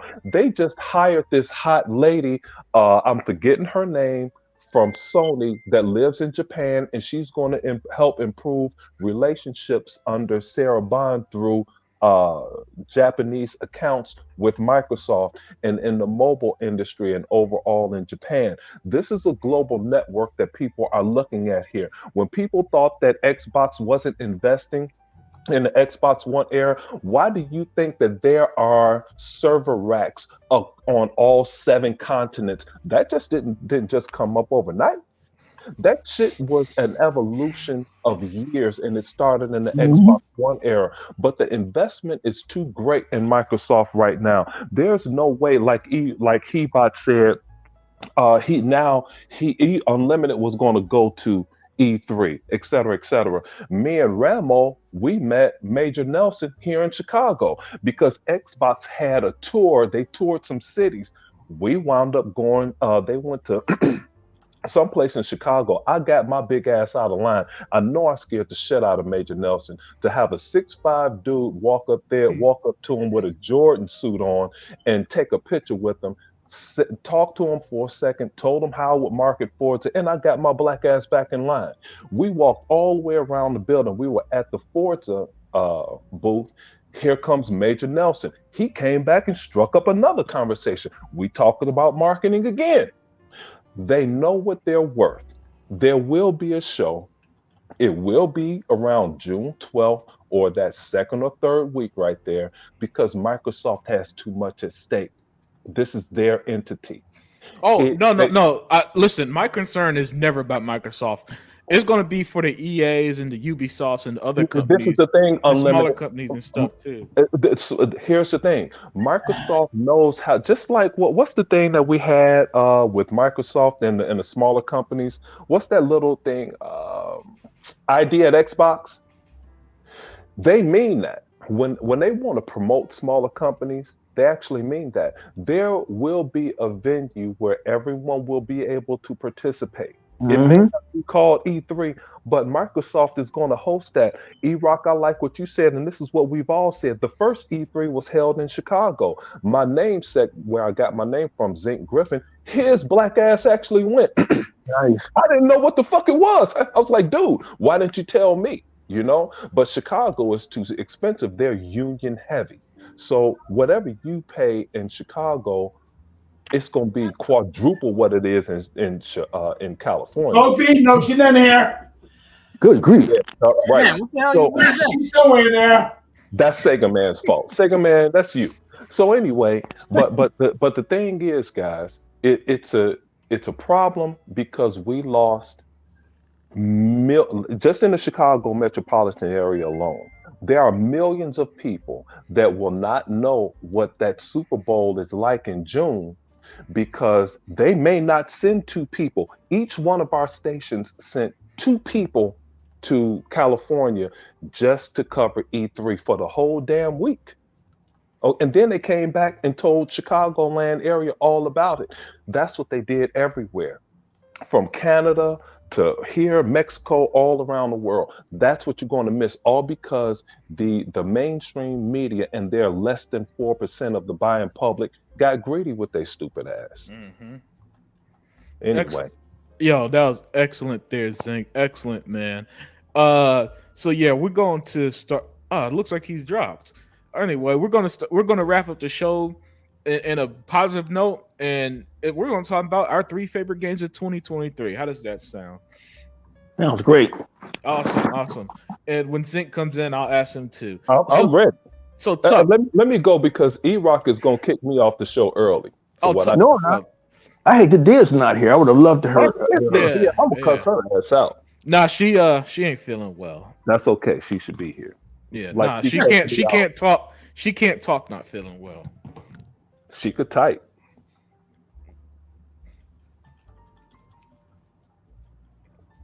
Let's go. Where Tuck? Uh-oh, did we lose Unlimited? Sorry. E-Rock, get Unlimited off the show. Hey, can y'all hear me?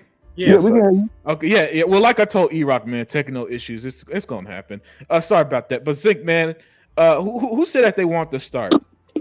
I said I wanted to start because E-Rock is gonna kick me off after What I was be that? kicked Somebody off the drinking show. milkshakes, nigga? Okay.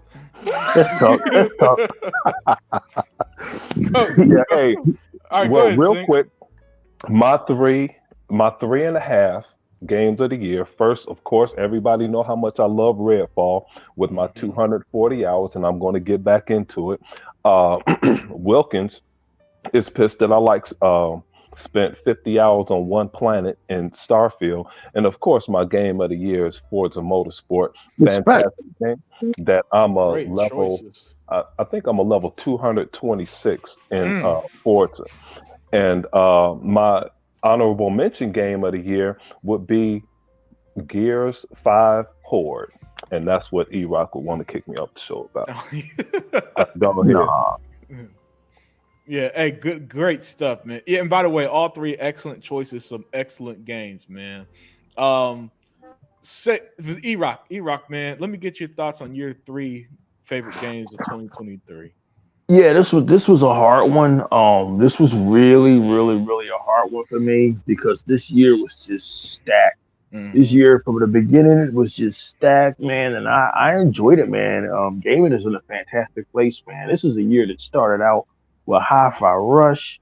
Right. This is a year where Game Pass was just giving us all of these great games that we just didn't expect and had a good time with. This was a year where Ubisoft gave us a much shorter but still great Assassin's Creed, right? Yep. This was a year where I saw a RoboCop game and was like, man, this looks good, and tried it, and I'm really enjoying it. I'm really enjoying RoboCop. So this was really, really hard for me, but Unlimited Production said narrow it down to three, so I narrowed it down to three. Number one was two games that came out in May and just knocked me on my ass. Ravenlock by a company called Coco Cucumber. Coco Cucumber is a developer who they made a trilogy of these voxelated, almost Lego-like looking games. River Bond, Echo Generation, and their magnum opus, their masterpiece, Ravenlock. I love Ravenlock. The music, it's not a game for everybody. It's kind of a kiddie game, but that's a headspace type thing. It's not a kiddie game like Mario or anything like that. It's really a homage to Alice in Wonderland. The music, just everything was just on point. So Ravenlock definitely comes in on that list of my top three games. Number two, of course, is Redfall. This was really hard, man, because Assassin's Creed Mirage was nipping at my heels, Right. but I had more fun in Redfall. I can't explain it. This game, according to everybody, is supposed to be bad. It's supposed to be terrible. It's on everybody's worst game of the year, which tells me you didn't fucking play it. As I said months ago when Deal was on the show, we talked about it. I felt fully invested in Redfall. The town itself, Redfall, and Redfall, Maine, is fully realized. Yep. It's a place where I said, man, I wish I lived here. Wow. It was just beautifully realized. Well, Just I disagree with that. homes you can go into, storefronts you can go into. The weapons feel good. The weapons look good. The artificial intelligence was good when it was paying attention to you, which they fixed that now. I haven't played it now that it's been patched, but I hear it's a much better game. It was just so weird being able to walk into these houses where people had to abruptly abandon their lives, and there's all of this stash behind, and there's still food left behind, and then all of a sudden you hear a vampire's voice. You don't know where it's coming from, or you get near that theater in the middle of town, and you scared out of your ass because this vampire chick that's just on your ass. Like that, everything in that game to me was executed. Your boy, the Rook. Yes, the Rook. If you kill too many vampires, They warn you the vampire gods are angry at you, and they send the rook after you. Everything to me in that game was excellent. Oh well, the town is isolated. It's a vampire apocalypse. People ain't supposed to be walking around shopping like in Grand Theft Auto. As you walk around, you run into militia who serve the vampires and protect the vampires and protect these vampire hotspots where the vampires come from, and you can cross over dimensions and go to the vampire hides. But like this town of Redfall is fully realized, from the fire station, from every house to a slummed out area where I walked into these apartments and I hear the vampires' voices, but there's so many apartments, I don't know where it's coming from. Just there's a little radio station there and a seafood restaurant where I never seen anything. Yes. Let me get you. Like you could be on the top of a tower, see something way in the distance, climb down and walk there with no interruptions. Yes. No screens no screens and nothing. You can walk straight over there. Go ahead. Yes. A day and night cycle. The town of Redfall is fully realized. I fell in love with it, and Redfall was my second choice for game of the year. But there can only be one out of my three choices. And I told you before, to me, exclusives don't matter. It's how much fun I have with the game. And unlimited production, my list of three, of course, as I said, Ravenlock, Redfall, and number one, of course, is Hogwarts Legacy. Hogwarts Legacy is, I think, it speaks volumes of what the Video Game Awards is, that Hogwarts Legacy was not even mentioned or blacklisted. And I think it speaks volumes of who the gaming media is, that no one even mentioned it. No one took Geoff Keighley and any of them to task about blacklisting obviously one of the best games ever made. This is an RPG that if you're a Harry Potter fan or a Wizarding World fan, you waited for this shit for 20 years. For 20 years, I've watched this franchise. For 10 years, I watched the movies. As I grew up from 32 to 42, Harry, Ron, and Hermione grew up with me. So it was an impossible task for anybody to make a video game where you create your own character and go into the Wizarding World and go into Hogwarts and the village next to it, Hogsmeade. Just like Redfall, Hogwarts and Hogsmeade are fully realized. Stores you can go in and out of, people you can interact with. This was just a prodigious achievement. Sadly, because there's no DLC, there's not much to do after you finish the game. There's still a few bad guys and a few poachers you can fight, but the main game itself was a technical achievement, and Warner Brothers Games and Portkey Games should be proud of themselves. Hogwarts Legacy is an outstanding achievement. Anyone who's ever been a fan of the Wizarding World has to play it. It's an amazing RPG and an amazing indictment of why the Wizarding World movies should continue. My game of the year is Hogwarts Legacy. Yeah, excellent choice. One more thing, Unlimited. Hey, E-Rock, remember we talked about it months ago? You and I were saying about Redfall. It got to a point where we got to an alley. It's like, nah, fuck that. I'm not going. And we went somewhere else. And I did the same thing. And you said that. I was like, I did the same thing. But go ahead, Unlimited. But they're not to cut you off. There was in Assassin's Creed Valhalla and Odyssey and Assassin's Creed Origins, there was no palpable fear because my characters were such badasses. There was no palpable fear in Assassin's Creed Mirage because even that weak ass guy, the Arabian guy, he was a badass, right? In fucking Redfall, there's palpable fear because you can't beat these fucking vampires unless you level up your weapons and level up your fucking stake launcher. So trust me when I say I ain't going down certain alleys at night. That's what that game did. That's why Redfall is on our list. Great choice. Sega Man, you there? Yeah, brother. Awesome. So Sega Man 2023, I think has been a phenomenal year for games. Phenomenal. But let me get your top 3 games of this year. Let me see. Let me start with it was a big exclusive, man. I think it was called what was that game? I think it was called Unlimited game. I think it was called Tux Pig Knuckles and Chicken Barbecue. No, I'm just kidding, bro. I'm kidding, man. Hey. Well, let me ask you this, Sega Man.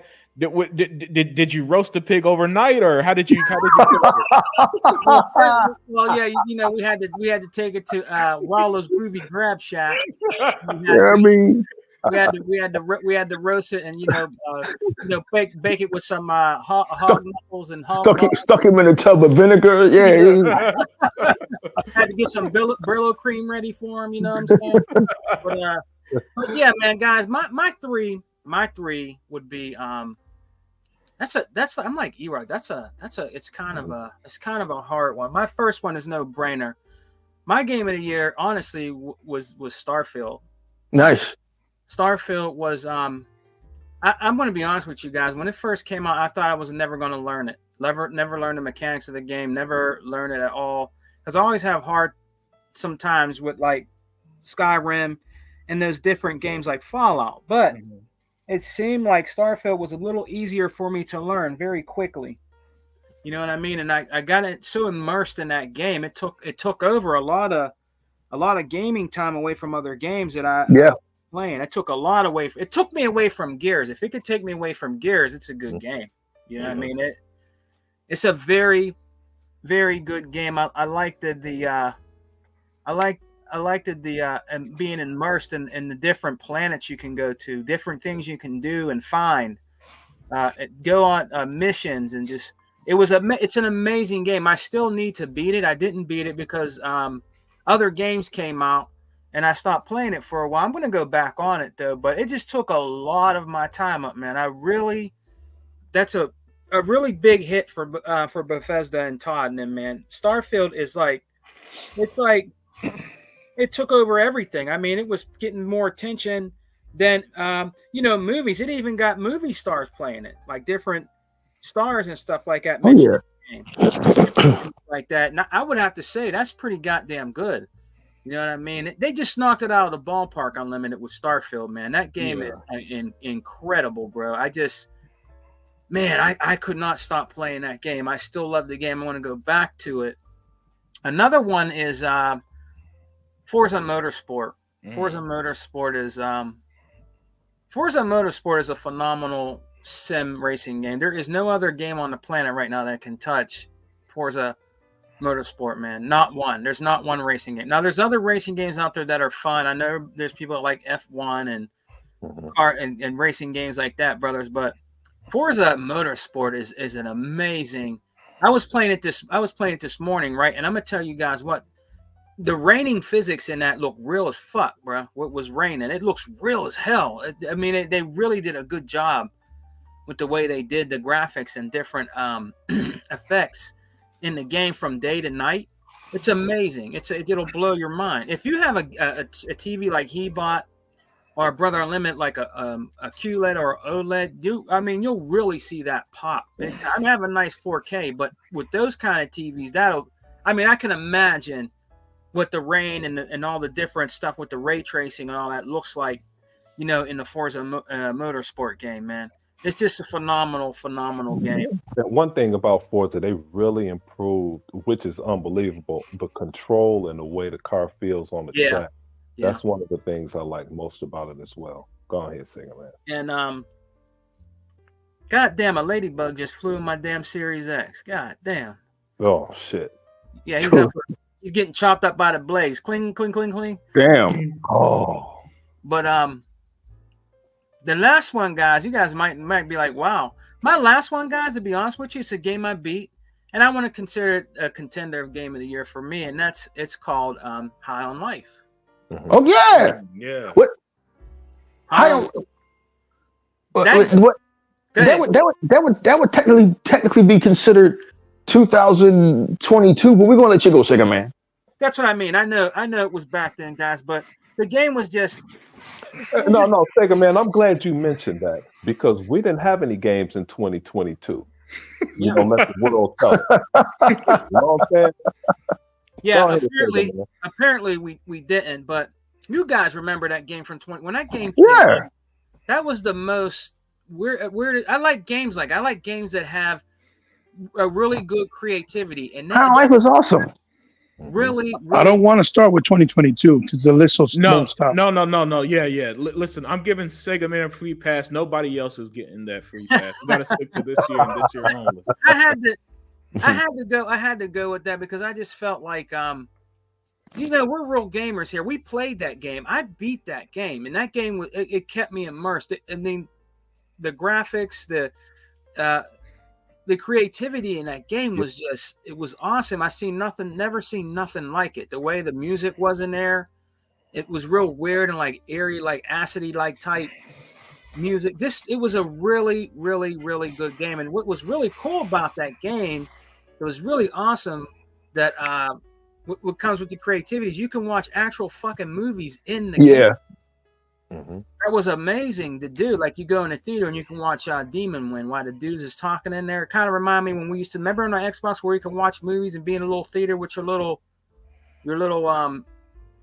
avatar. Remember that where you can go in there and watch like a show or something. Like that? I remember that was a funny ass show. Yeah, we used to do it. Just remind me of things like that, man. Now the one that E-Rock mentioned. That's an honorable mention. That was a good game, Ravenlock. I like that too. Mm-hmm.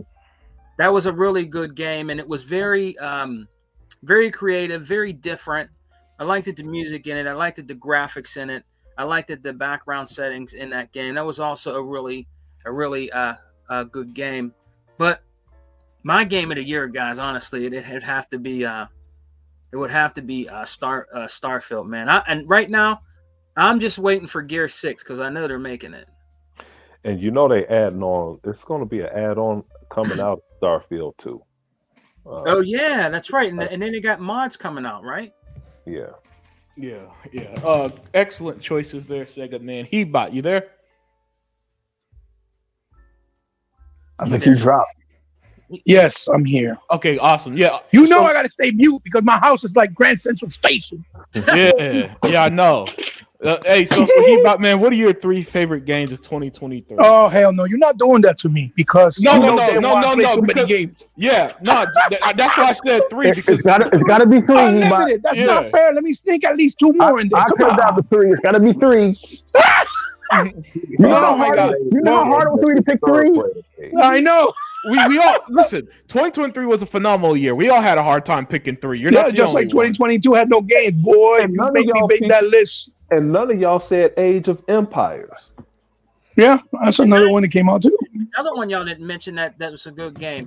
It's The Last of Us being canceled. That was a great the Last of Us canceled edition remastered. Yeah. Wow.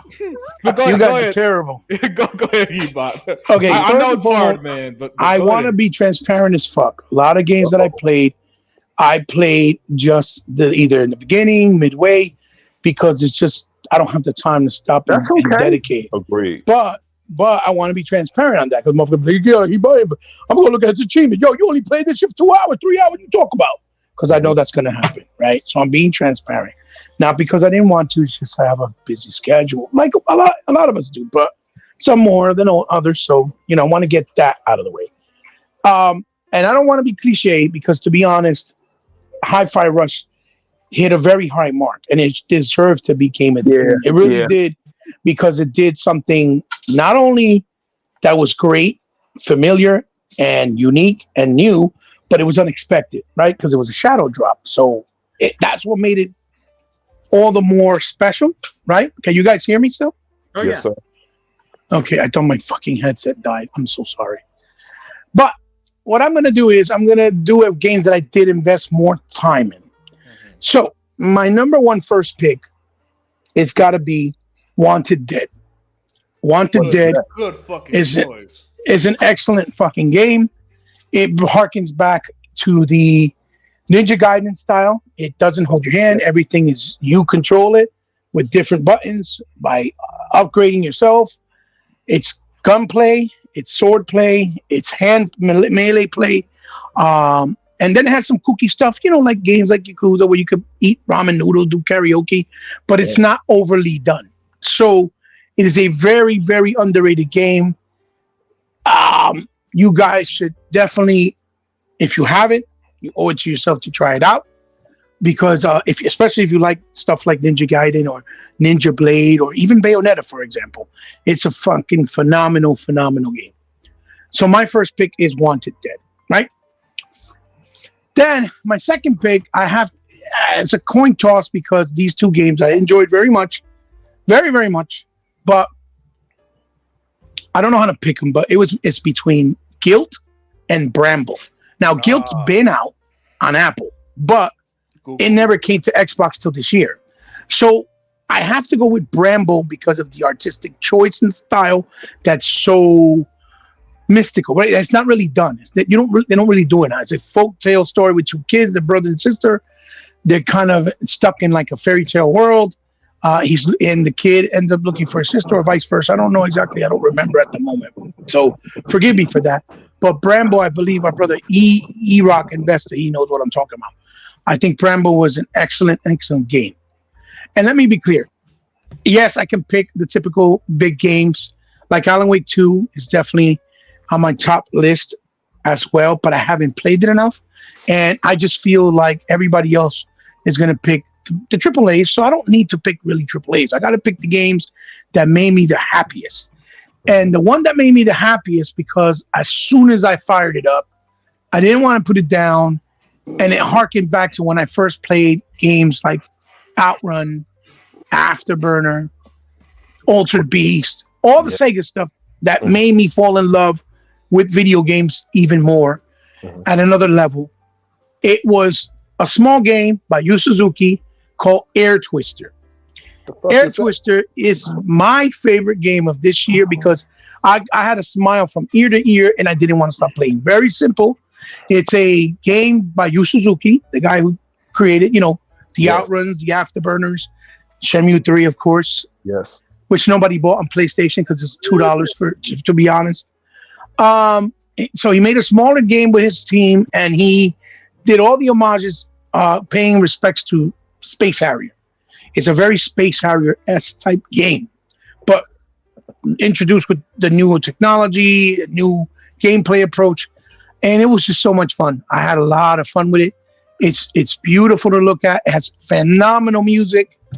Gameplay controls are fantastic. It just hit all the marks, and I was just completely enthralled. I didn't want to stop playing it, like I said.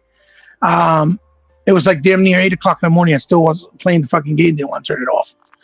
And I was just having fun. It has a nice skill tree set, challenges, unlockables. It has a little bit of everything. It's a cheap game, about $25.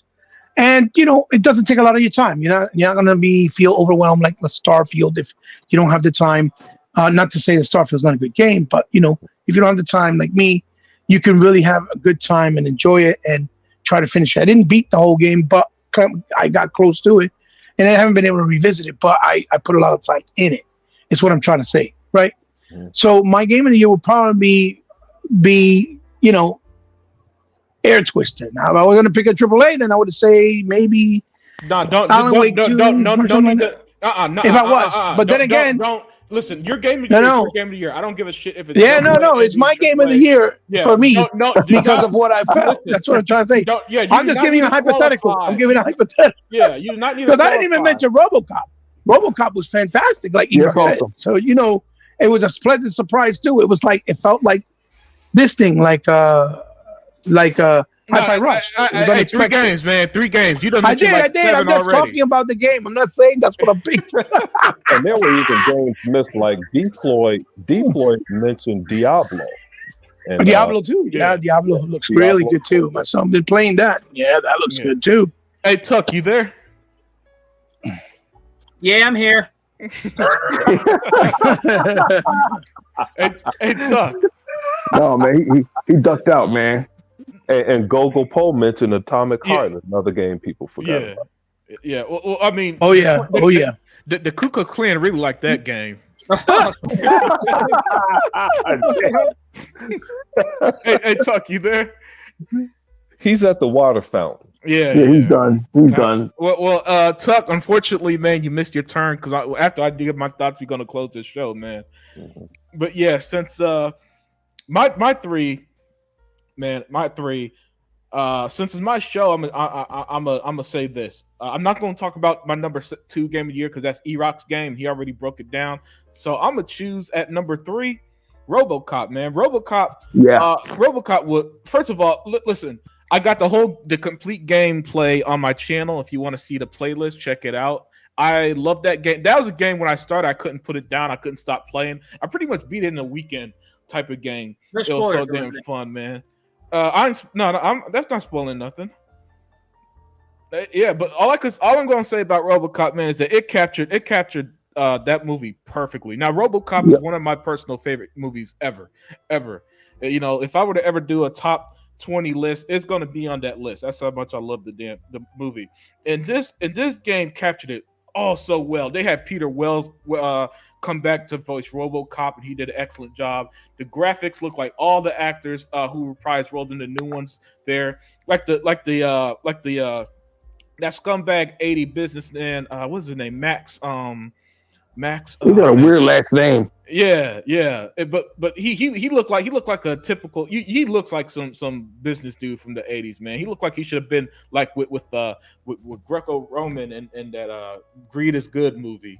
It feels like a Sega arcade game that you would have played in Dave and Buster's back in the day, Hebot. Yeah, the gameplay. What's the name of the game? I'm buying that. RoboCop Rogue City. RoboCop, And the gameplay is so fucking fun. That's what sold me was the gameplay. Yep. Because there's been plenty of RoboCop games. Hell, there's a RoboCop game on the original Xbox. You know, there's RoboCop versus Terminator on the Sega Genesis. That was awesome. But no game captured the love and feel of RoboCop. And what I loved about it is that you could tell the developers loved the IP. And in the day of today, where people who are working on long-term IPs clearly hate the audience and hate you for liking it, these guys had the complete opposite approach. They love RoboCop. They want you to love it. And for us RoboCop fans, this was a love letter for us. So that's going to be the third one, man. The excellent gameplay, excellent story, beautiful graphics, very well done, and captures the feel. And as you build RoboCop, man, you feel like a badass fighting Ed 209. Oh yeah. And everything. Yeah, I cannot praise that game anymore. And here's the thing: it came out of nowhere for me because no way in hell would I have thought in 2023 a RoboCop game would have been one of my favorite games of the year. You know, and here's the thing: it does not have a AAA budget.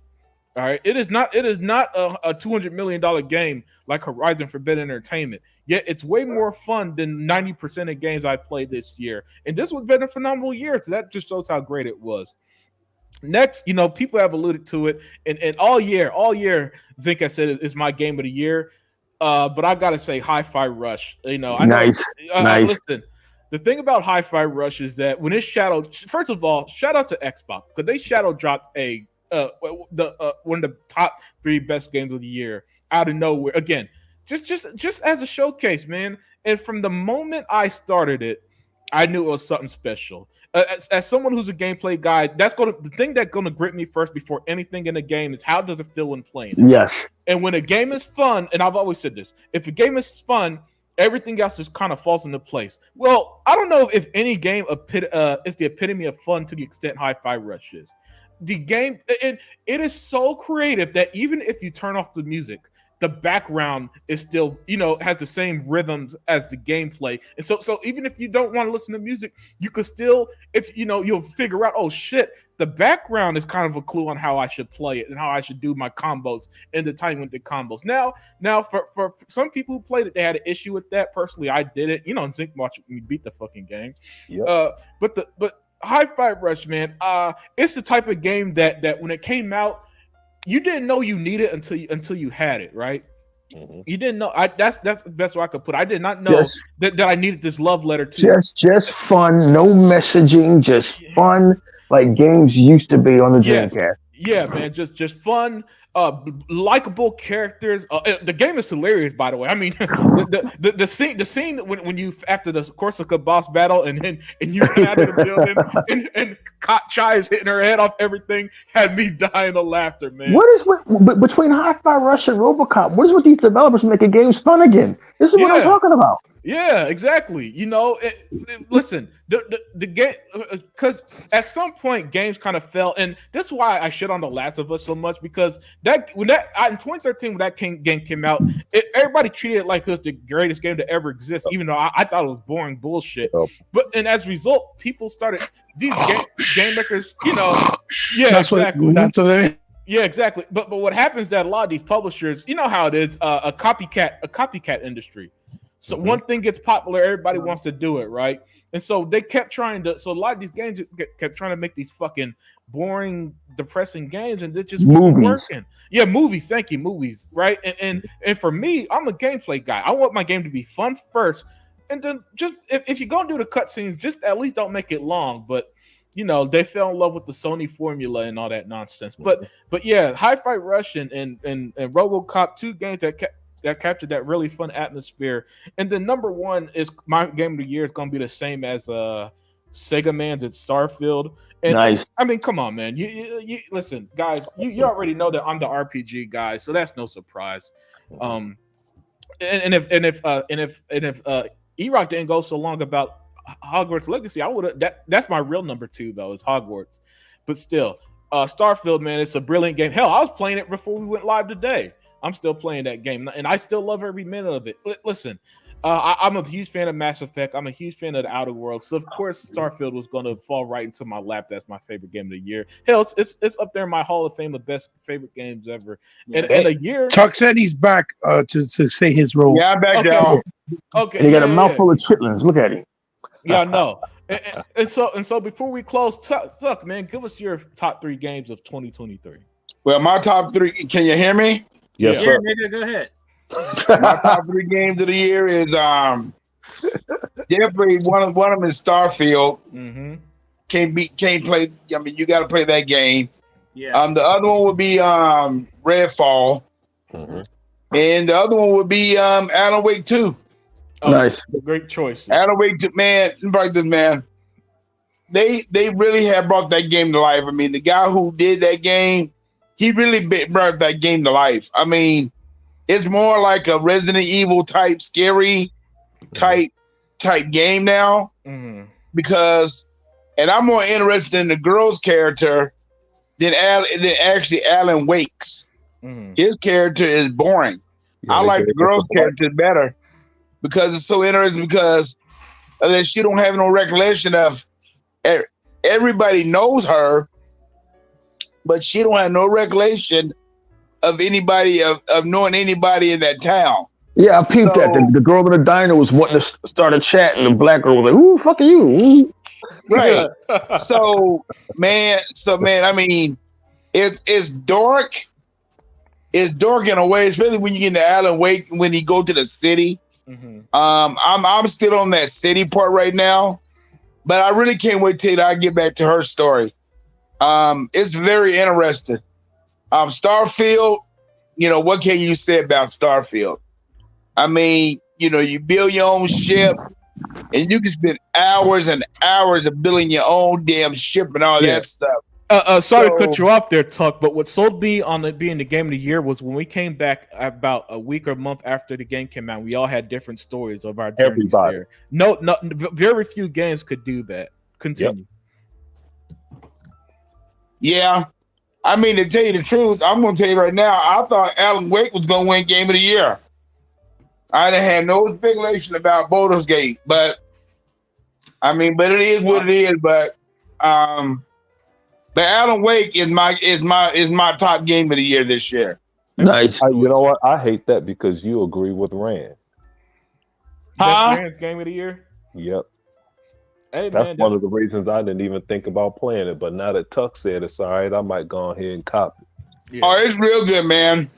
I mean, when you go through the girl's story, I mean, how it starts out, it's very, very weird, man. But you love it.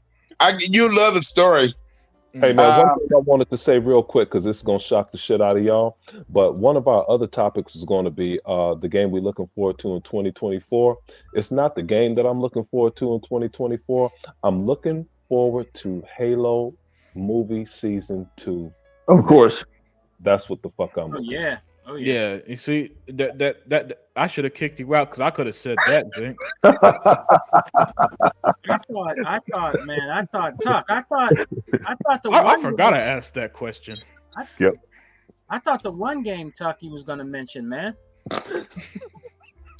Tuck, you still there, brother? Yeah, what game was that? Another episode where Zink brings up Halo. He is on point every time. I thought the game you was gonna mention as one of your honorable mentions, man, or even game of the year for you, was that game where the ice cube is swinging on the.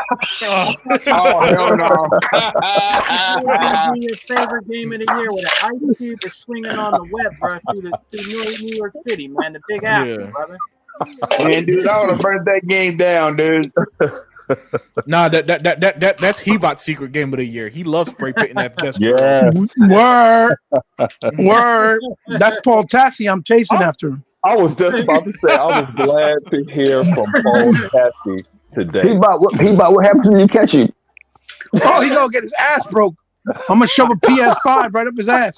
It's gonna be great. It's gonna be great. Masochist style. Toma! Oh man. Hey, real quick, guys, and be really quick on this question. What's your most anticipated game for 2024? Hellblade. Oh, Hellblade. Excellent. Zink. Halo Season 2, the movie, damn it. Oh, that's right. You don't play games anymore. That's right. Brother Zink, you fraud. Yeah. Sega Man. Gears of War 6. Hebot. You know it's easy for me. Space Marines 2. Oh, great choice. Tuck. I'm darn, man. God, dog, y'all. Poor Tuck. He's still eating his chitlins and can't figure it out. I say, hey, There's a game with a cat. I say Hellblade. Straight two. Straight to, yeah. And right. For me, I say what Elder Zig said. I'm looking forward to that season 2. awesome. And for me, it's easy. It's Avowed. That's an easy choice. Avowed coming next year. Yeah. Which one? Avowed. Oh, we knew that. We knew that. You've been saying that. You've been saying that. Man. Listen, I cannot wait for that game. But anyway, guys, have a great day. Enjoy the rest of y'all week. I hope you enjoyed the show. We had a fantastic show tonight. Unfortunately, the first lady at chat couldn't make it, but we missed you. Yeah. But don't worry. Next time I'll be flying to Michigan to get her out there.